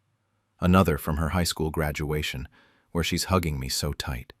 I kept thinking about the car I sold, the vacations I never took, the second job I worked for 8 years straight. And somehow, I'd become the unreliable one. 3 months after the wedding I didn't attend, I was still barely talking to Lily. It hurt too much, but I'd started doing something for myself for once. I kept saving that wedding money and picked up extra weekend shifts. I'd stay up late browsing travel websites, looking at all the places I used to tell Lily we'd visit when we could afford it. Then one Tuesday, an old college friend of Lily's messaged me on Facebook, asking if I'd heard what happened with Tom. I hadn't. I searched his name online and found everything. Tom's investment firm was a scam, embezzlement charges. The house was being foreclosed. His family had completely cut them off. He was probably going to jail. The calls started that same night at 11 p.m. Lily was crying so hard I could barely understand her. She said everything was falling apart, that she was staying in a motel because they'd lost the house. Tom was at his lawyer's office. She kept saying I was the only one who ever really loved her, that she saw that now. My heart was breaking listening to her. Despite everything, she was still my daughter. She begged to come home. Then she said if we could get $15,000 together, Tom's lawyer thought they could work something out. She needed my help. I thought about the money I'd saved. It was up to $12,000 by then. I thought about my car that I sold, about working myself to exhaustion for years. I thought about being uninvited from her wedding, about being called unreliable to her friends. Then she said something that just hit me wrong. She said she'd made a mistake and chose wrong, but that I always forgive her. That's what I do. That phrase, that expectation, like I was just supposed to absorb all of this, fix all her problems, be there for her while she gave me nothing in return. Like it was my job to clean up her mess after she treated me like garbage. I told her she made her choice. She started panicking, begging me not to do this. I said she chose money over me, that she chose someone who made her embarrassed of her own father, that she lied and called me unreliable when I'd been the only reliable thing in her entire life. She was sobbing, trying to interrupt me. I told her I loved her and I always would, but I wasn't doing this anymore. Then I hung up. My hand was shaking. I stared at my phone for maybe 10 minutes. Then I blocked her number. That night I couldn't sleep. At 2 a.m. I opened my laptop and booked a flight to Paris. It left in 2 weeks. I used every dollar of that $12,000, and for the first time in years I felt free. Over the next 18 months I did everything Lily said we could never afford. I went to Paris, Amsterdam, Barcelona. I spent 3 weeks in Japan wandering around Tokyo and Kyoto. I saw the northern lights in Alaska and went fishing in the middle of nowhere. I took photos but never posted them anywhere. I met other travelers, made actual friends. I started living instead of just surviving. I quit that third weekend job, kept the other 2 but set real boundaries for the first time in my life. It's been 2 years since that phone call now. I'm 51. Lily sends letters to my apartment. The first one showed up about 6 months after I hung up on her. They come every few months now. I keep them in a drawer, unopened. I've read the first lines through the envelope windows on a few of them. Dad, I'm so sorry. I understand if you hate me. I got a job at... I can't bring myself to read the full letters yet. I started going to therapy about a year ago to process everything. My therapist asks me regularly if I've thought about reaching out. My honest answer is always, not yet. Maybe someday. Some days I almost open one of those letters. Other days I'm angry all over again, and I'm glad I blocked her number. I still love her. I probably always will. She's my daughter. But I've learned something important these past 2 years. I don't owe anyone access to me, not even her. The money I would have spent bailing her out of her mess went to fixing myself instead, to finally doing something for me. People ask if I'm punishing her. I don't think I am. I think I'm finally choosing myself for once in my life. Sometimes I wonder what her life looks like now, if she's okay, if she learned anything from all this. My therapist says I'll know when I'm ready to forgive her, if I ever am. I still have that drawer of unopened letters. Sometimes I look at it and feel guilty. Other times I feel nothing at all. Because sometimes the sweetest revenge isn't anger. It's peace. Or at least that's what I tell myself. Last week I got an email from an address I didn't recognize. The subject line just said, "From Lily, please." I haven't opened it yet. It's been sitting in my inbox for 6 days now. I'm flying to Greece on Tuesday. Maybe I'll read it when I get back. Or maybe I won't. I honestly don't know yet. When my family tried to declare me incompetent, I let them, then took everything back in one move. I'm a 67-year-old mother with 3 adult children. My eldest daughter, Sarah, 42, my middle son, David, 39, and my youngest, Michael, 35. My husband, James, passed away about 18 months ago after 40 years of marriage. We built everything together from nothing: an 80-acre farm, the main house where I still live, a smaller rental property we fixed up ourselves, and some savings we managed to put away over the years. It was supposed to be our legacy for the kids. About 6 months after James died, things started shifting. Sarah offered to help with my bills. She made it sound caring, like she was just trying to lighten my load during a hard time.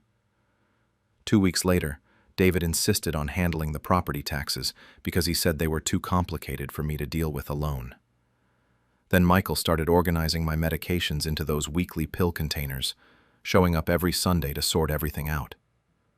At first I thought they were being thoughtful, but then I noticed the little things. Hushed phone calls that stopped when I walked into a room. Questions about my daily routine that felt more like interrogations than concern. comments about how I was forgetting things, even when I wasn't. Then, 3 months ago, everything changed. It was a Tuesday afternoon when someone knocked on my door.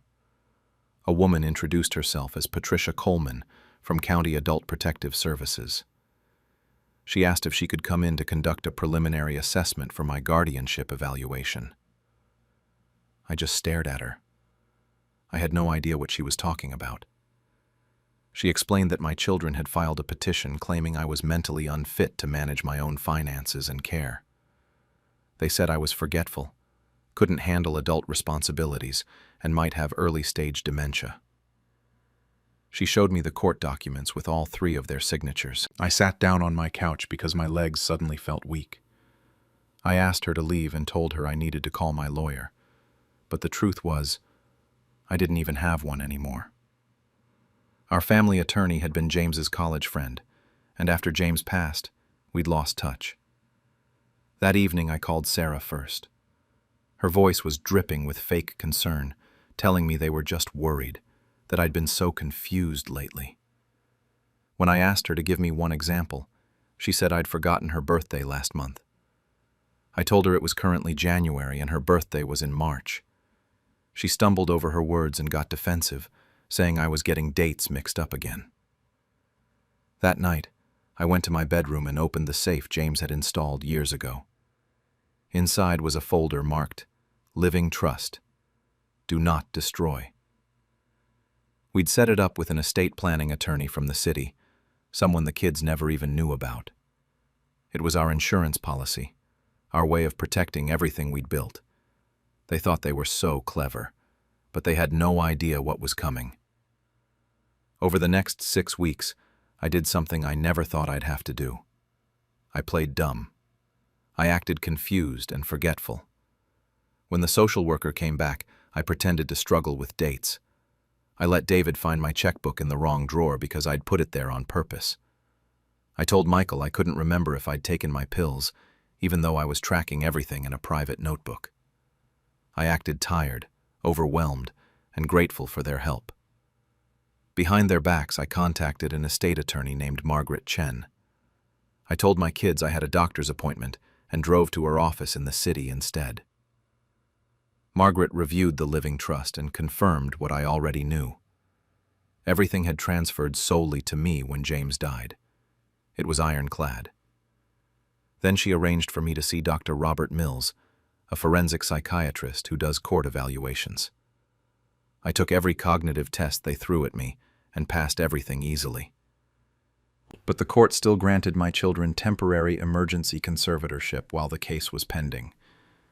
They based it on their evidence, photos of my messy kitchen from a day I'd been gardening, testimony that I couldn't locate important documents, and the social worker's report from when I was genuinely in shock.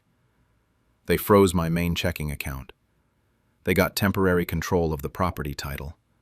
David even moved into the rental house to keep an eye on things. That's when I saw who they really were.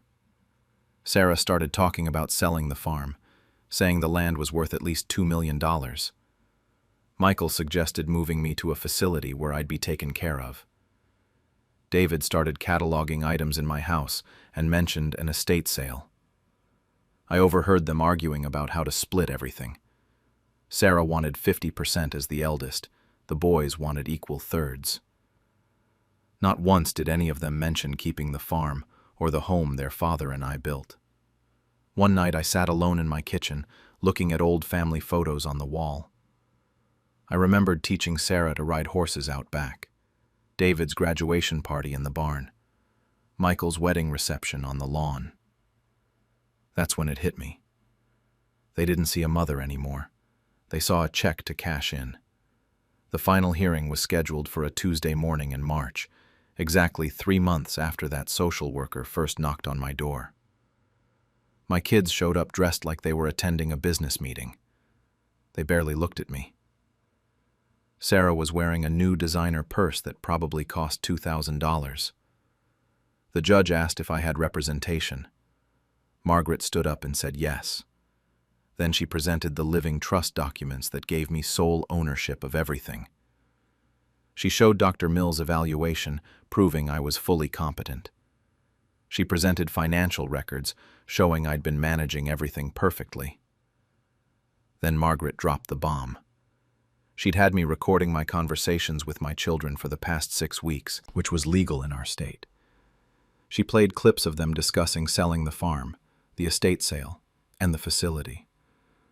The worst one was them talking about how to make sure I stayed confused so the conservatorship would be permanent. The judge dismissed the case immediately and warned them about potential criminal charges for fraud and elder abuse. I watched Sarah cry angry tears while David's fists clenched and Michael refused to look at me. As we left, Sarah tried to explain. I just said, "Don't." That was it. The legal part was over. The hard part was just beginning. Within 24 hours, I revoked every power of attorney they'd convinced me to sign. I froze the joint account Sarah had talked me into opening 2 years ago for emergencies. I changed the locks on both houses. Cost me $800, but it was worth it. David refused to leave the rental house at first and threatened to squat, so a sheriff's deputy escorted him out. I also changed my will, so everything now goes to a charitable trust that will maintain the farm as an educational agriculture center. I wrote 3 identical letters to my children. I kept it simple. No inheritance, no contact, no forgiveness unless they could prove with actions, not words, that they understood what they'd done. I mailed them certified, and none of them signed for them at first. I had to send them twice. Sarah called 47 times in 3 days. I counted, but never answered. David showed up at the farm twice and yelled through the door until the neighbors almost called the police. Michael sent a long email full of justifications about how they were trying to protect me and how Dad would be so disappointed in me. That one hurt the most. It's been 4 months since the hearing. I haven't heard from any of them since those first few weeks. Sarah's birthday passed in March, then David's in April. Mother's Day came and went, and that day was hard. The house is quieter than it's ever been. Sarah's 2 kids used to spend summers here, and now I don't even know if they ask about me. Some nights I wonder if I overreacted. I lie in bed hearing the house settle and remember when it was full of noise. I think about my grandkids and how they're probably hearing some version where I'm the villain. Maybe I should have given them a chance to apologize or tried family therapy instead of cutting them off completely. But then I pull out those recordings and reread Michael's email where he never once said he was sorry. I remember Sarah's face in court. Not regretful, just angry at being caught.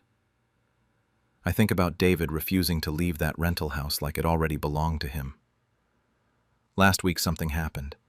I got a text from an unknown number. It was from Sarah's oldest, Emma, who's almost 12 now. She said she missed me, and that her mom won't tell her what happened, just that I got sick and mean. She asked if she could visit. I haven't responded yet. I don't know if Sarah knows Emma texted or what I should do about it. People in town call me cold. My sister thinks I'm being stubborn. Even Margaret suggested that maybe someday I could consider reconciliation if they genuinely apologized. But here's what nobody understands. It's not about the money or the property. It's about realizing my own children saw me as an obstacle to be removed, not a person to be loved. James and I built this place with our hands. We did it for them, and they were ready to sell it before I was even cold in the ground. So now I'm left wondering if cutting all of them off, knowing I'll probably die alone in this house someday, was the right choice. Or did I let my hurt and anger cost me the only family I have left?